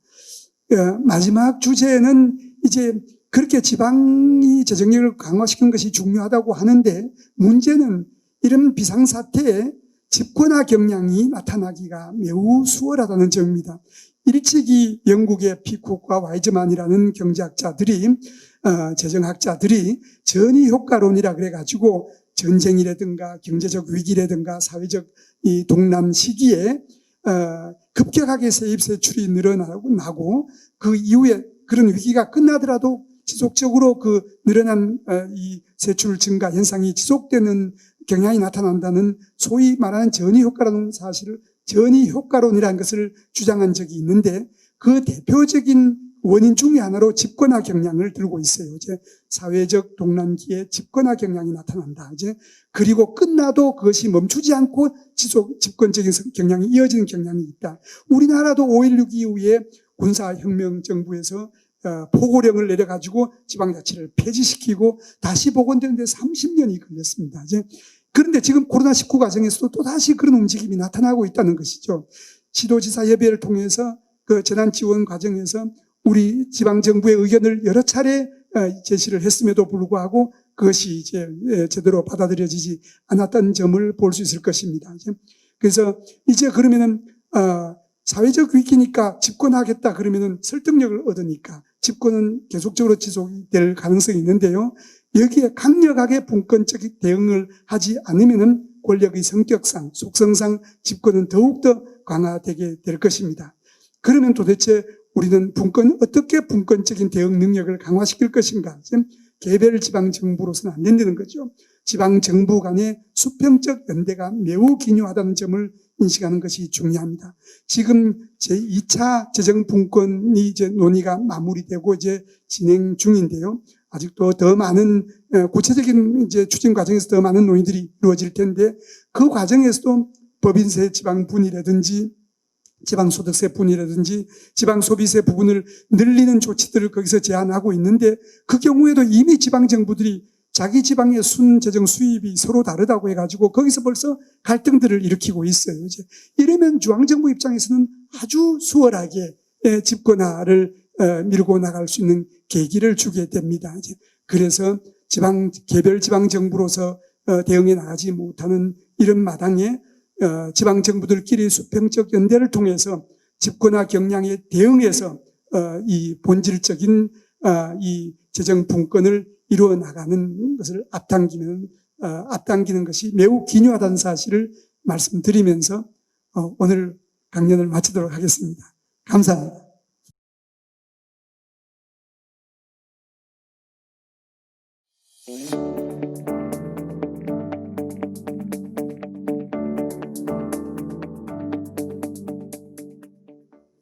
안녕하세요. 건국대학교 이향수입니다. 오늘 제가 여러분들하고 같이 공유하게 될 주제는 우리 정부의 자치분권 정책 변화의 흐름 그리고 주민 참여에 관한 사례에 대해서 여러분들하고 같이 의견을 나누고자 합니다. 주민 참여가 어렵다고 생각하시는 분들이 많은데요. 조그만한 관심 그리고 열정만 있으시면 됩니다. 그래서 그렇게 부담스러운 주제라고 생각하시지 말고 좀 마음 편안하게 그렇게 드시고 그냥 편안하게 들으시면 됩니다. 감사합니다. 안녕하세요. 건국대학교 이향수입니다. 제가 여러분들하고 오늘 나누게 될 주제는요. 정부의 자치분권 정책의 흐름 그리고 주민 참여에 관한 사례를 간략하게 같이 공유를 하고자 이렇게 말씀을 드리게 됐습니다. 제가 오늘 들고 나온 주제가요. 조금 무겁더라도 마음 편안하게 이렇게 들으시면 됩니다. 사실은 자치분권이나 지방자치의 출발점이라고 하면 지방자치법의 어떤 제정이라고 이렇게 할 수가 있습니다. 제1공화국 시절에 지방행정에 관한 임시조치법이 공포되고 그 다음 해인 1949년도 7월 4일에 지방자치법이 드디어 공포되기에 이릅니다. 사실 1공화국 시절에는 이렇게 지방자치법을 제정하면서 어떤 지방자치제도의 어떤 기틀을 마련했다라고 이렇게 평가를 할 수가 있고요. 그 이후에 2공화국에 들어서서 그야말로 지방자치제도의 어떤 기본 틀을 만들기 위해서 여러 가지 제도적인 장치들을 마련하려고 노력을 하게 됩니다. 그래서 그 당시에 이제 실질적으로 도의원 선거라든지 시읍면 의원 선거들을 시행을 하게 됩니다. 그리고 3공화국 그리고 4공화국으로 넘어가서는요. 주민자치보다는 지방자치 단체 자치에 조금 더 방점을 두게 되지요. 그 이후에 김영삼 정부 들어서서는 1995년도에 여러분들 다 아시다시피 4대 지방선거가 실시가 됩니다. 그래서 많은 분들이 1995년도를 지방자치의 어떤 원년이다라고 이렇게 평가를 하고 있습니다. 당시에 이 지방의회 의원들도 우리들의 손으로 직접 뽑게 됐고요. 그 다음에 지방자치 단체장 선거도 당시에 처음으로 시작을 하게 되죠. 그리고 김대중 정부로 넘어가서는 주민조례 제정 개폐 청구제도를 도입을 하게 됩니다. 그리고 주민감사 청구제도도 이때 도입이 되고요. 1999년도에 가서는 국가사무에 대한 어떤 지방 이양에 대한 본격적인 논의를 시작을 하기에 이릅니다. 그러다가 노무현 정부, 참여정부에 들어서서는 지방분권에 대한 본격적인 그런 논의들을 본격적으로 시작을 하게 됩니다. 그래서 이 시기에는 이제 분권과 분산에 대한 그런 이 아주 진지한 그러한 검토들을 하게 되는데요. 정치적으로 그리고 행정적인 측면에서의 어떤 권한이 중앙정부 그리고 서울에 집중되어 있다라고 하는 그런 이 여러 의견으로 인해서 지방으로 분권 이런 것들에 대한 이 검토를 굉장히 많이 하고요. 그리고 사회 경제적인 측면에서 어떤 지역 격차를 해소하자라고 하는 그런 논의들도 있어서 이제 공공기관의 지방 이전, 지역 균형 발전 이러한 정책들, 과제들을 굉장히 아주 적극적으로 시행을 하게 됩니다. 그 이후에 그 이명박 정부에 들어서서는 그 지방분권 촉진위원회라고 하는 그 위원회가 발족을 합니다. 그래서 지방분권, 지방자치에 관한 여러 가지 정책들, 과제들을 추진을 하게 됩니다. 특히 이제 뭐 4가지 정도로 우리가 구분을 해서 볼 수가 있는데요. 권한과 기능의 재배분, 즉 중앙정부로 지나치게 많은 권한과 그리고 많은 기능들이 이게 집중되어 있다. 그래서 이거를 지방과 나누자라고 하는 그런 의미지요. 그래서 어떤 그 중앙정부의 사무 그리고 지방정부의 사무에 대해서 다시 검토하고 이것을 재배분하는 그러한 과제들을 논의를 많이 했고요. 그 다음에 앞서서도 이제 다른 그 교수님들이 말씀하셨던 그 지방 재정 문제, 어떻게 보면은 자치분권이나 지방자치에 있어서 가장 중요한 그런 주제라고 할 수가 있습니다. 그래서 지방 재정 확충에 대한, 그래서 국세와 지방세의 어떤 조정에 관한 그러한 과제들, 정책들을 아주 진지하게 논의를 많이 했고요. 그 다음에 자치 역량에 관한 것들도 논의를 하게 됩니다. 그래서 자치 입법권이라든지 지방의회의 어떤 권한이라든지 자율성이라든지 이런 것들을 논의를 하고요.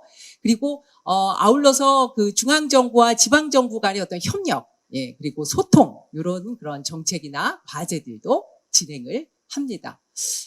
그 다음에 이제 박근혜 정부 들어서서도요, 역시 마찬가지로 그 이전의 정부들의 어떤 여러 가지 자치분권에 관한 그리고 지방 자치에 관한 여러 가지 정책들을 지속적으로 이어받아서 이제 그 정책들을 검토하고 시행을 하게 됩니다. 그래서 역시 마찬가지로 지방 분권에 관한 것들, 특히 이제 중앙과 지방 간의 어떤 그 소통이나 협력에 관한 과제들, 정책들을 시행을 하게 되고요. 그 다음에 그 지방이나 지역의 어떤 자율성, 그래서 그 중앙과 지방 간의 어떤 인사교류, 이런 것들도 아주 굉장히 구체적으로 검토를 하게 됩니다. 그 다음에 아울러서 또 그 굉장히 중요한 주제죠. 지방재정 확충, 그 다음에 건전성 강화, 뭐 이런 그런 과제들, 또 역시 마찬가지로 박근혜 정부에서도 계속적으로 검토를 하게 됩니다. 그래서 지방세에 대한 어떤 자주재원을 좀 확보해보자, 확대하자, 이런 움직임이 지속적으로 있었고요. 그리고 생활 근린자치에 대한 어떤 그런 정책이나 과제들에 대해서도 관심을 보입니다. 사실 이제 생활 근린이라고 하면 정말 이 지역 주민들의 가까이에서 일어나는 어떤 주민 자치와 관련된 그런 정책이나 과제들이라고 할 수가 있죠. 그래서 어떤 시민사회나 지역 공동체나 이런 것들과 관련된 그런 정책이나 과제들을 많이 발굴을 하게 됩니다. 자, 그 다음에 이제 최근에 근본 정부 문재인 정부에 들어서서는 자치분권 로드맵이라고 하는 것을 수립을 해서요, 지금 현재 시행 중에 있습니다. 문재인 정부의 자치분권 로드맵은 크게 4가지로 그 내용을 저희가 정리를 할 수가 있을 것 같습니다. 우선 첫 번째가 중앙 권한의 어떤 지방 이양입니다. 아까도 말씀드렸지만 사실 그 중앙에서 할 업무와 기능이 있고요. 그 다음에 지방정부에서 할 업무와 기능이 있습니다. 근데 이제 그동안은 지나치게 그 중앙정부에서 모든 업무와 기능을 좀 독점하다시피 했던 그런 경향이 굉장히 컸다라고 하는 거죠.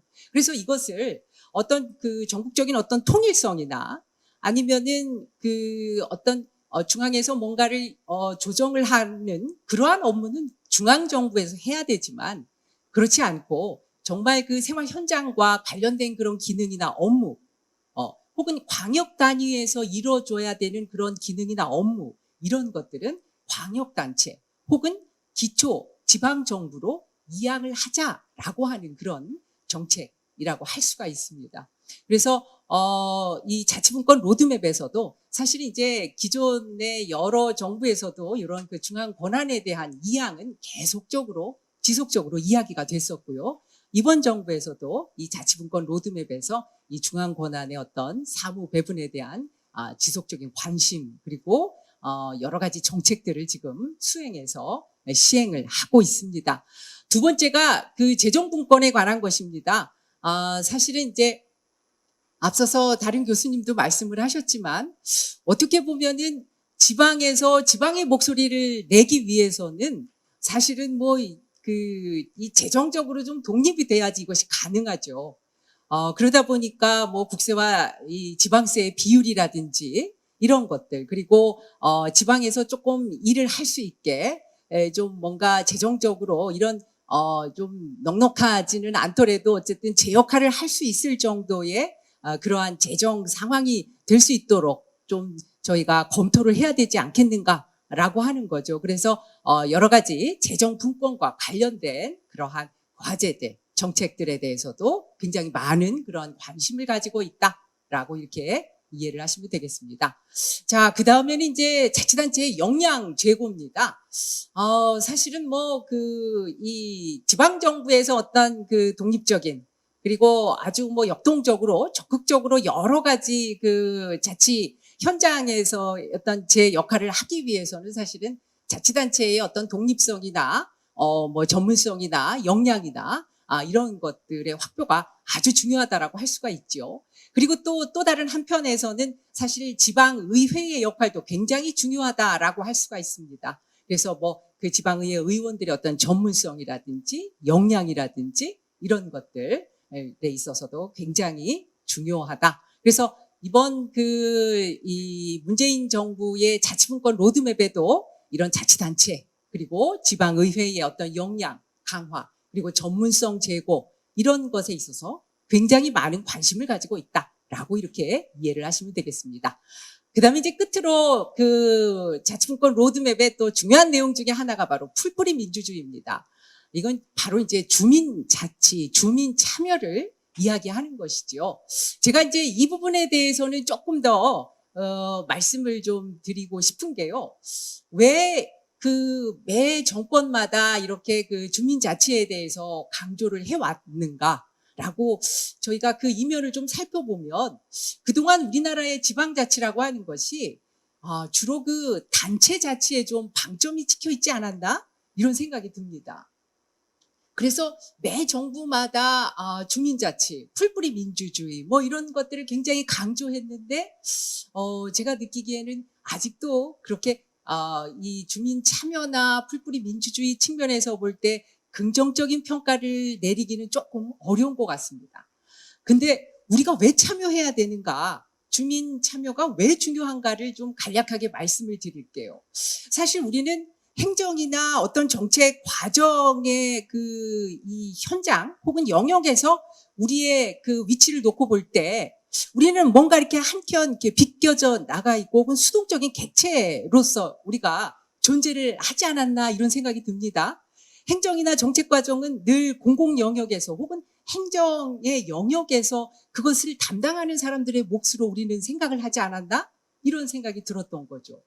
그러다 보니까 사실은 이제 행정의 어떤 독선화 현상 이런 것들도 있었고 행정 영역에 대해서 우리가 신뢰하지 못하는 이런 현상들도 사실 있었습니다.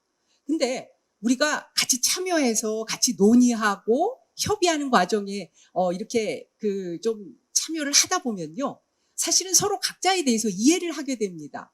그러니까 예전에는 왜 공무원이 이렇게 일을 하나라고 생각했던 걸 같이 참여해서 논의를 하고 협의를 하는 과정에서 보면 와 정말 예산이 없었구나. 정말 힘든 환경에서 일을 하고 있구나라고 하는. 그래서 서로에 대해서 이해를 하고 공무원들도 역시 마찬가지죠. 지역 현장에서 혹은 생활 현장에서의 이야기들을 저희 주민들의 입을 통해서 직접 들으면서 실질적인 어떤 문제를 갖다가 정의하고 파악하는 데 훨씬 더 많은 그러한 지혜를 얻을 수가 있다라고 하는 점. 그래서 그런 점에서 주민 참여가 굉장히 중요하다라고 하는 겁니다. 또 사실 과거에 우리를 놓고 보면요.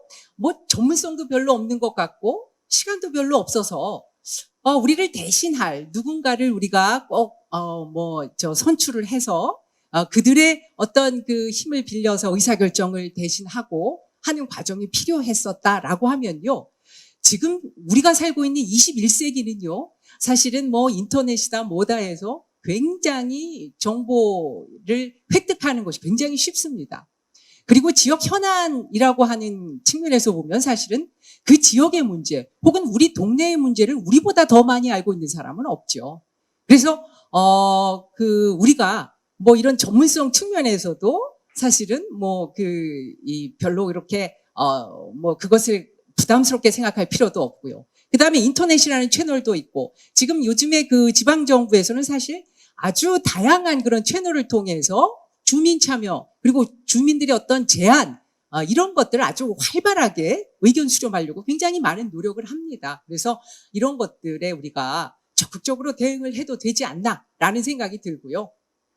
이렇게 주민들이 자꾸 참여하고 저희가 가서 이야기하고 관심을 보일 때 행정은 훨씬 더 어떤 대응성을 가지고 이 대응을 할 것이다라고 하는 거죠. 한번 입장을 바꿔놓고 한번 생각을 해보시죠.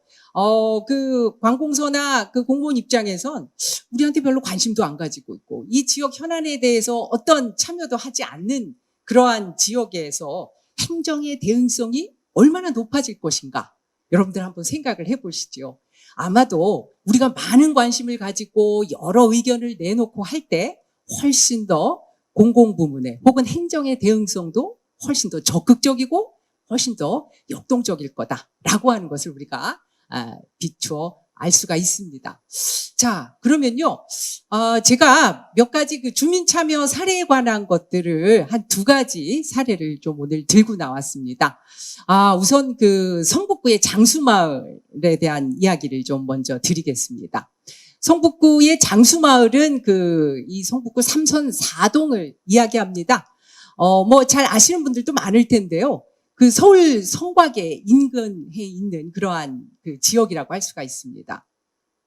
이 동네 명을 들어보면 조금 푸근하게 느껴지실 텐데요. 실제로 이 노령 인구도 많지만 장수하시는 분들도 굉장히 많이 거주하고 있습니다. 사실은 이 지역이요. 2004년도에는 이 재개발 지역으로 이렇게 지정이 될 정도로 굉장히 낙후된 지역이었습니다. 근데 이 지역의 주민들이 철거를 할까, 이주를 할까 굉장히 많은 고민들을 당연히 하셨겠죠. 그러다가 2008년도 정도 돼서요. 이 지역의 주민들이 이주나 철거 하지 말고 우리가 여기서 우리 동네를 보존하는 방향에서 개선을 해보자라고 이렇게 여러분들이 이야기를 하기 시작합니다.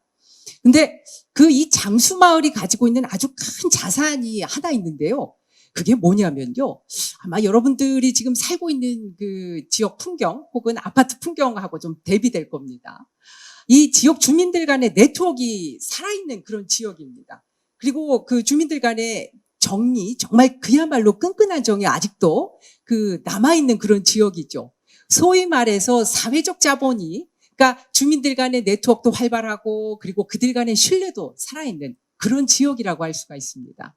그래서 이 마을 주민들이 모이기 시작합니다. 그리고 이야기하기 시작하죠. 그래서 주민협의회도 만들고 워크숍도 하고 회의도 하고 어떻게 하면 개선을 할까, 이주하지 않으면서 우리가 이 마을을 어떻게 바꿀까를 고민을 하게 됩니다. 그러다가요, 그 동네 목수라고 하는 마을 기업이 만들어지게 됩니다. 그러면서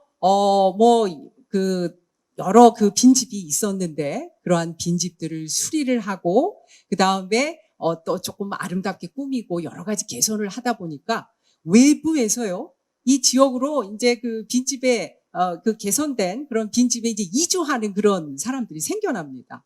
자, 그러다 보니까 그동안은 관심도 없던 사람들이 이 마을 기업이 이렇게 여러 가지 이윤 활동을 시작을 하고 또 마을이 바뀌어지고 이렇게 하는 것을 경험하고 나서는 너도 나도 할 것 없이 참여를 합니다. 그래서 마을 기업이 굉장히 활성화되죠. 그리고 아울러서 경제적인 어떤 이윤 활동도 굉장히 아주 활발하게 일어나고 있고요. 그 다음에 사실은 이러한 빈집 수리뿐만 아니라 잼을 만들어서 판다든지 이렇게 3, 4, 5 이러한 그 경제 활동을 하는 모임들이 소규모 그룹들이 많이 생기게 됩니다. 그러면서 경제 활동을 통해서 여러 가지 경제적인 어떤 여유도 생기고 하면서 그 마을이 정말 굉장히 이제 활기차지 마치죠. 근데요, 이 지역에 또 아까 제가 굉장히 이 주민들 간의 아주 끈끈한 정이 살아있는 지역이다라고 말씀을 드렸는데 그 중요한 매개체가요, 바로 골목길에 있었습니다. 이 장수마을의 골목길이요, 아마 여러분들 중에 일부는 아마 가서 이렇게 이렇게 구경도 하신 그런 분들도 있을 거예요. 이 골목길이요, 제가 어릴 때 저만 해도 골목길을 통해서 저희가 정말로 그야말로 뭐 사람들이 서로 부대껴 가면서 지냈던 그런 공간들이죠. 제가 어릴 때 생각해 보면은 그 가정주부들이 저녁 때쯤 그 마을의 구멍가게에 이렇게 콩나물 사러 가면서 오늘 저녁에 뭐 해 먹을 거야 라고 하는, 그래서 서로 이렇게 안부도 물어보고 정보도 공유하던 그런 공간이죠. 자, 장수마을에는 이 골목길에 대해서 주민들이 주목을 합니다. 이 골목길을 살려보자. 우리가 여기서 많은 그러한 이 교류가 생겨나고 정보를 서로 공유하고 아이들의 안부를 묻고 그러다 보니까 정말 그야말로 이 골목길이 어떤 커뮤니티의 어떤 채널이 되는 거죠. 아주 중요한 매개체가 됩니다. 그래서 사람들이 이 골목길을 갖다 개선을 하기 시작합니다. 잘 아시다시피 벽화도 그리고요. 그다음에 꽃도 심고 뭐 여러 가지 불편한 것들을 개선을 하고 뭐 이런 작업들을 하게 되면서 골목길이 정말 그야말로 이 장수마을 주민들의 중요한 커뮤니티 센터가 되는 거죠.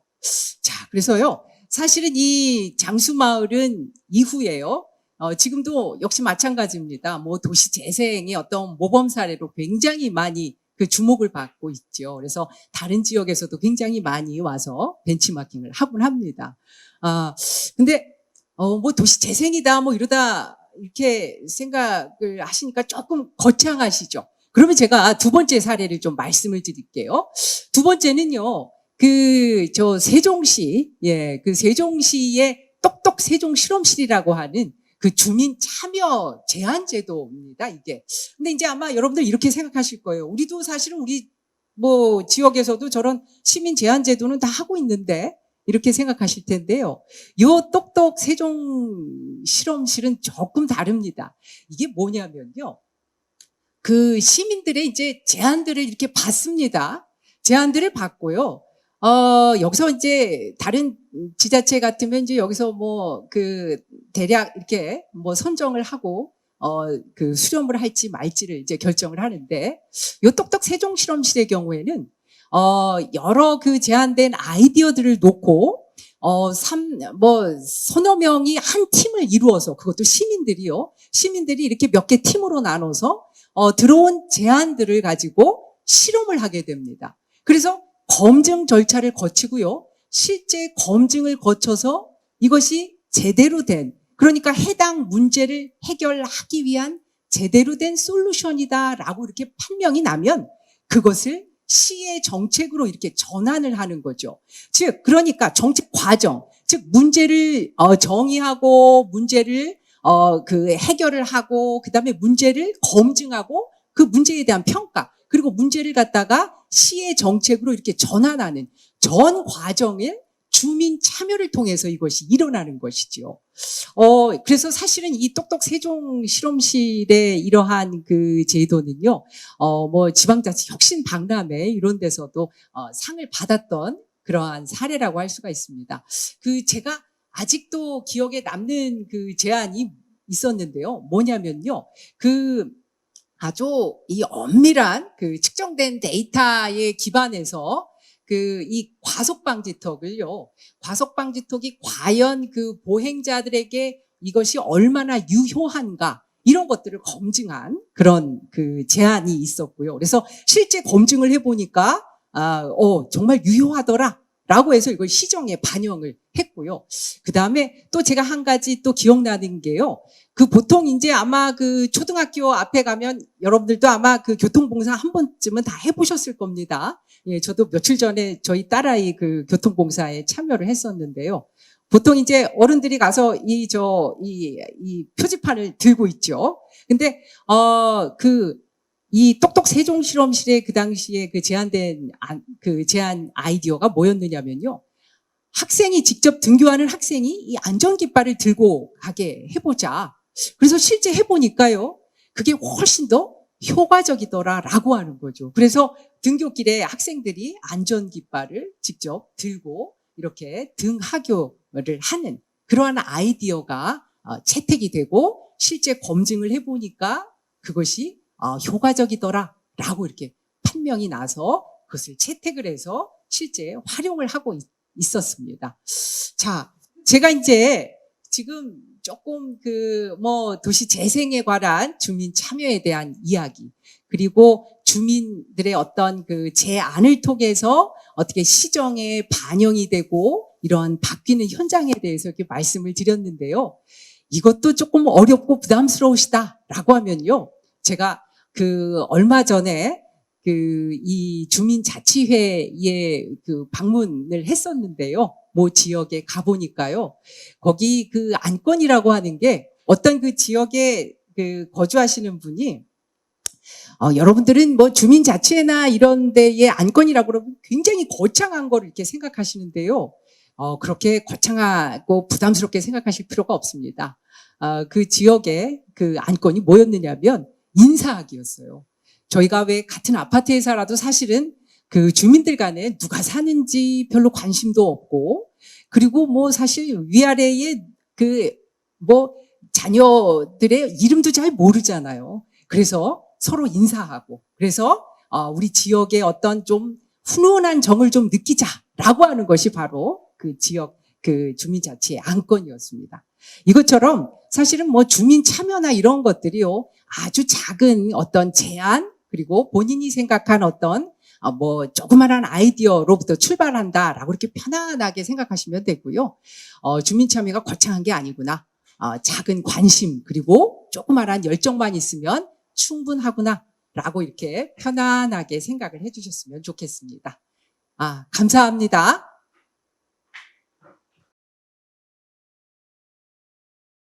네, 두 분 발표 잘 들었습니다. 역시 우리나라 최고의 전문가답게 아주 좋은 내용으로 발표를 해 주셨습니다. 우명동 교수님은 이 실질적 재정분권 강화를 위해서 4개의 핵심 논점을 중심으로 말씀을 해 주셨습니다. 본질적인 재정분권, 관계, 책임성, 그다음 의지, 능력, 교육이라고 하는 4개의 주요 논점을 이야기를 하셨는데 조금 어렵죠. 워낙 원래 지방 재정하면 뭐 숫자가 좀 나와야 되고 국세, 지방세 어떻고 뭐 이렇게 이야기가 나와야 되는데 이렇게 어려운 영어를 쓰신 현학적인 우리 우 교수님, 평소에도 현학적이시면 얼굴도 현학적으로 좀 생기셨죠. 그래서 아주 좀 듣기에 어려웠을 수도 있을지 모르겠습니다. 그러나 핵심은 지방세를 얼마 더 늘려주고 하는 것이 중요한 게 아니라 거기에 재정에 관한 의사결정 능력을 확대해주는 그것이 중요하다라고 하는 그런 취지로 제가 이해를 하고 있습니다. 그다음에 우리 이양수 교수님, 역대 정부의 자치분권 정책을 아주 짧고 일목요연하게 이렇게 잘 정리를 해서 이해를 시켜 주셨습니다.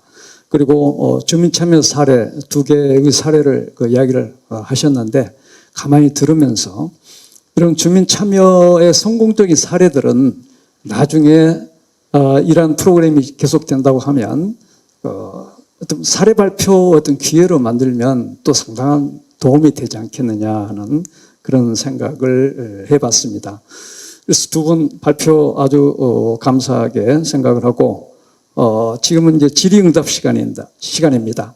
질의응답 시간에는 원래 실시간 질의가 들어오면 그 내용을 중심으로 응답을 하는 이런 식으로 하려고 했습니다만은 아마 직접적 질의는 거의 안 들어온 것 같아요.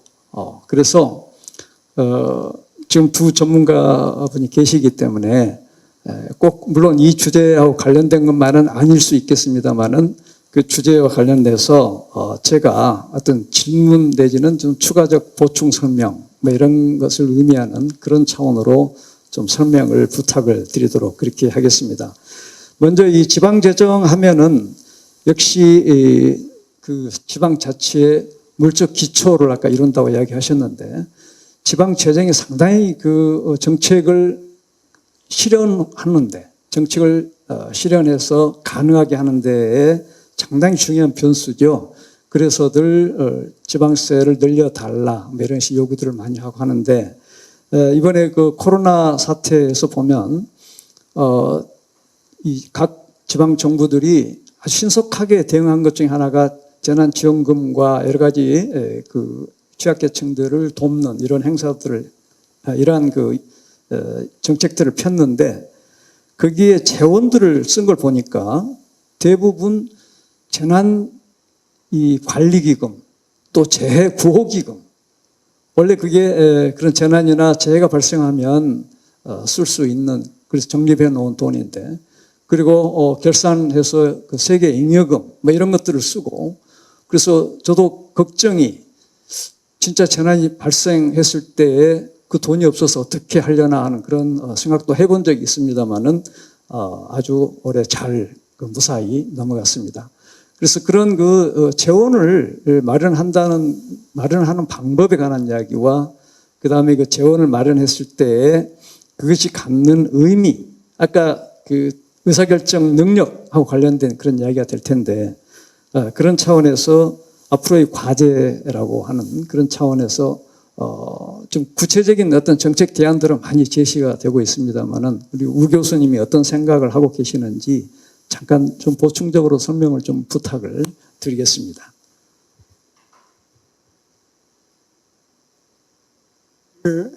아까 제가 말씀드리는 과정에서 그 1차 그 재정분권 결과로 지방 재정력이 아까 4조라 그랬는데 순증 부분 한 3조 남짓 되죠.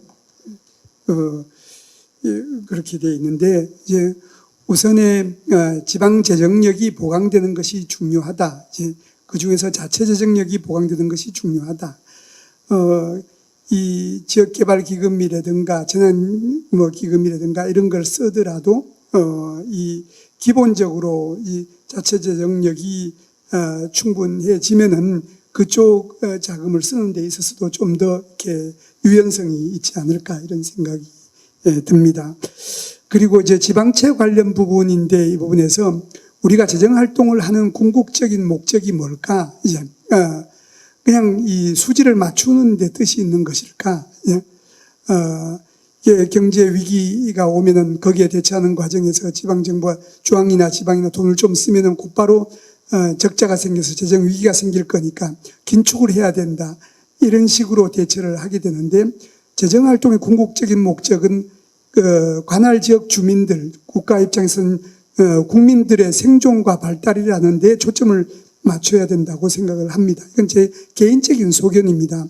살아나야 되지 않습니까? 이제 그런데 수지를 맞추느라고 돈을 안 쓰고 기업을 이제 팔고 이제 이렇게 대처를 해 나갈 경우에 그러니까 수지는 맞춰질지 모르지만은 이 지역 주민이나 나라 전체적으로 보면 국민들의 생존 능력이 이미 다 이렇게 훼손되고 난 이후에 살아남는 자만을 위한 이 균형 재정이면은 그게 무슨 의미가 있을까 이런 생각이 들어요.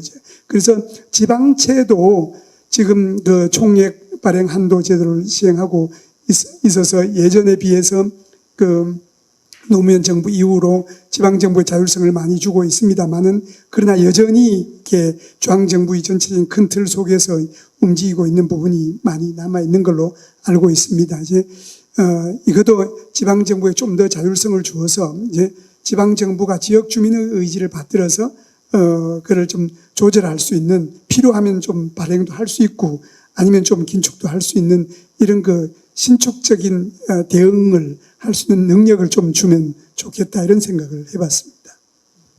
네, 고맙습니다.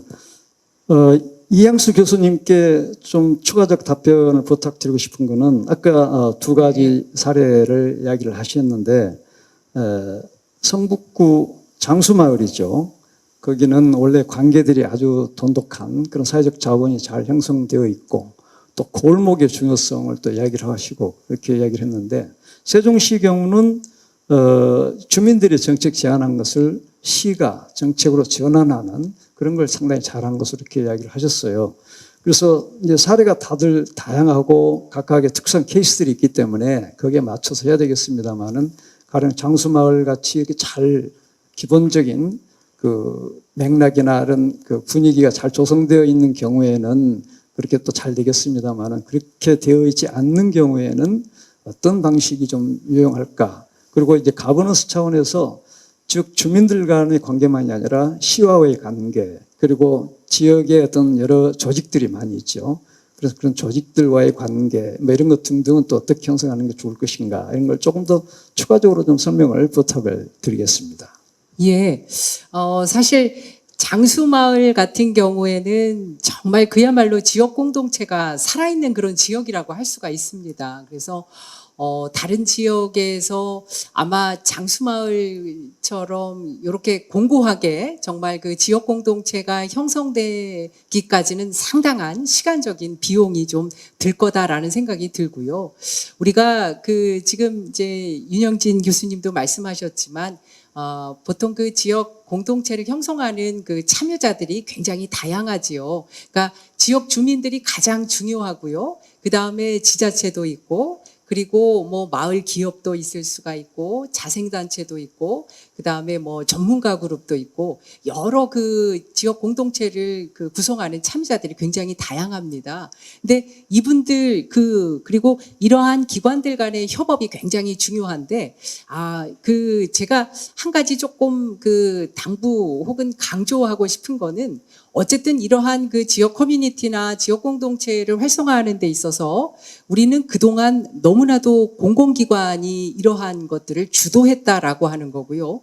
장수마을이 성공할 수 있었던 그 이유 중에 하나는 주민 주도성을 훼손하지 않았다라고 하는 겁니다. 그러니까 주민들이 굉장히 그 어떤 지역 공동체의 아주 주된 참여자로서 참여를 했을 뿐만 아니라 공공기관이 어떤 이 주민들에 앞서서 뭐를 좀 리드를 하거나 뭐 이렇게 하지 않고 뒤에서 이렇게 지원을 하고 후원을 하는 그런 역할을 했다라고 하는 거죠. 그래서 주민들의 참여성, 그 다음에 주민들의 어떤 주도성, 그리고 다른 어떤 그 공동체에 그 존재하는 여러 그 참여자들 간의 아주 긴밀한 협업, 그리고 지속적으로 이 협업을 주도하는 데 있어서의 어떤 주민들의 어떤 역할과 참여와 그리고 관심이 굉장히 중요하다라는 이런 생각이 들고요.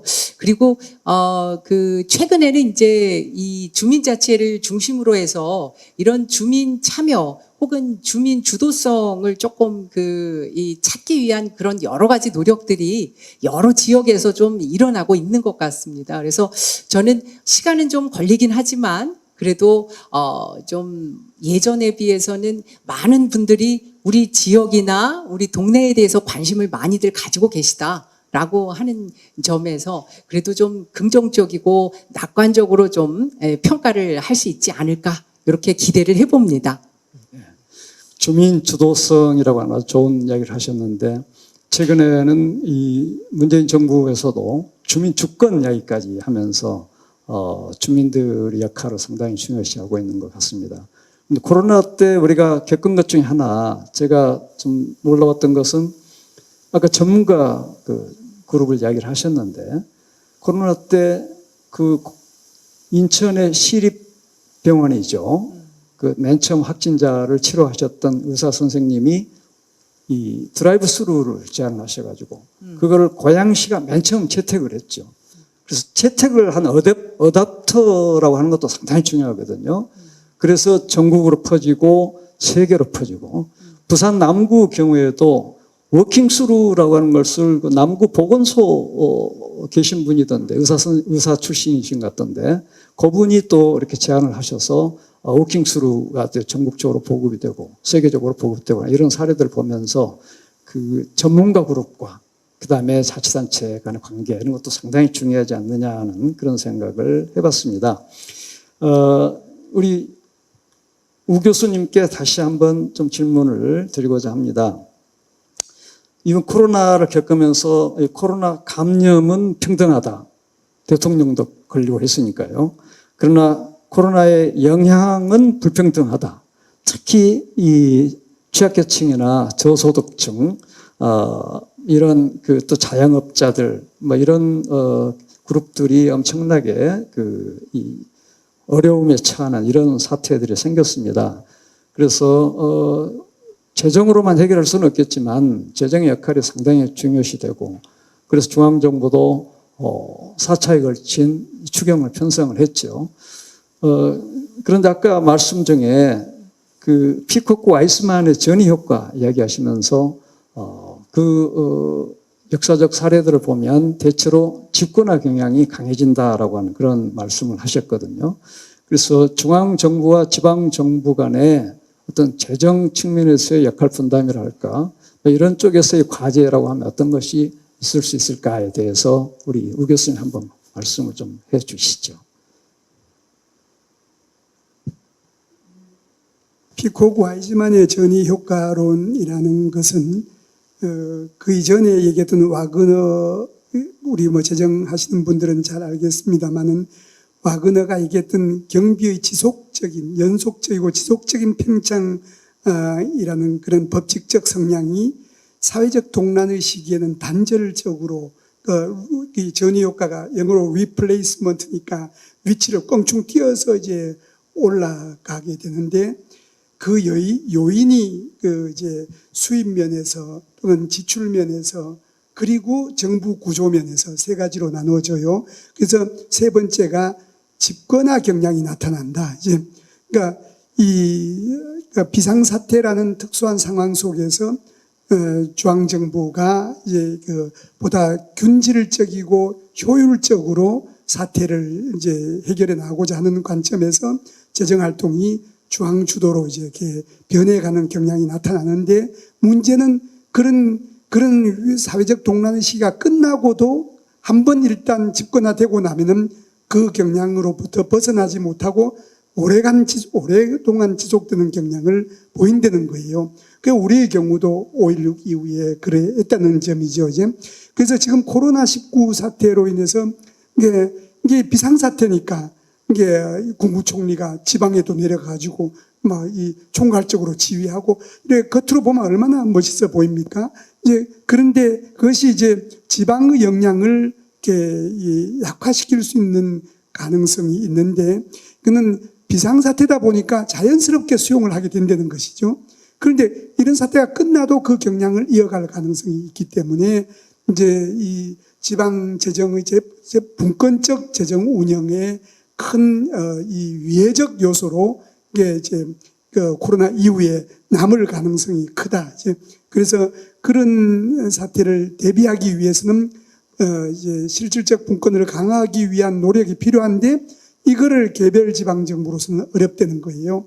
그래서 지방 정부들 사이의 연대를 통해서 중앙과의 관계에서는 중앙과 지방의 역할 분담을 협상을 하고 나머지는 지방들 간에 나누는 그런 연습과 훈련을 좀 더 빈번하게 좀 더 심도 깊게 쌓아나가는 노력이 필요하다 이런 생각이 듭니다. 아까 말씀드렸듯이 지금 2단계 재정 분권을 지금 이 정부가 강력하게 추진을 해 나가려고 하는데 그러나 집권 세력들 표현이 좀 이상합니다만 집권이 더 낫다고 생각하는 사람들 입장에서 보면은 지방 정부들끼리 싸우니까 이거는 당연히 집권을 강화시키는 요인으로 작용할 거 아니겠어요? 그러니까 그런 경우에 순증 부분에 대한 서로 다름을 테이블 위에 놓고 지방정부 연합체들이 모여서 이제 논의를 하고 그 결과를 가지고 중앙과 협의를 해나가는 그런 노력이 필요하다는 점을 말씀드리고 싶었습니다. 네.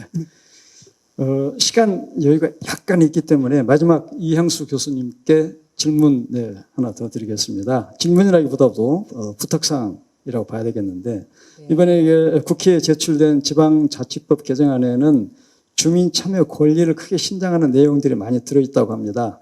주민 조례 발언권이라든지 주민 자치 조직권이라든지 주민 투표권 이런 등등을 개정해서 더 발전시키는 이런 내용들이 들어있는 모양인데 여기에 관해서 견해나 또 정치권에 바라고 싶다라고 하는 그런 말씀을 하나 해주시죠.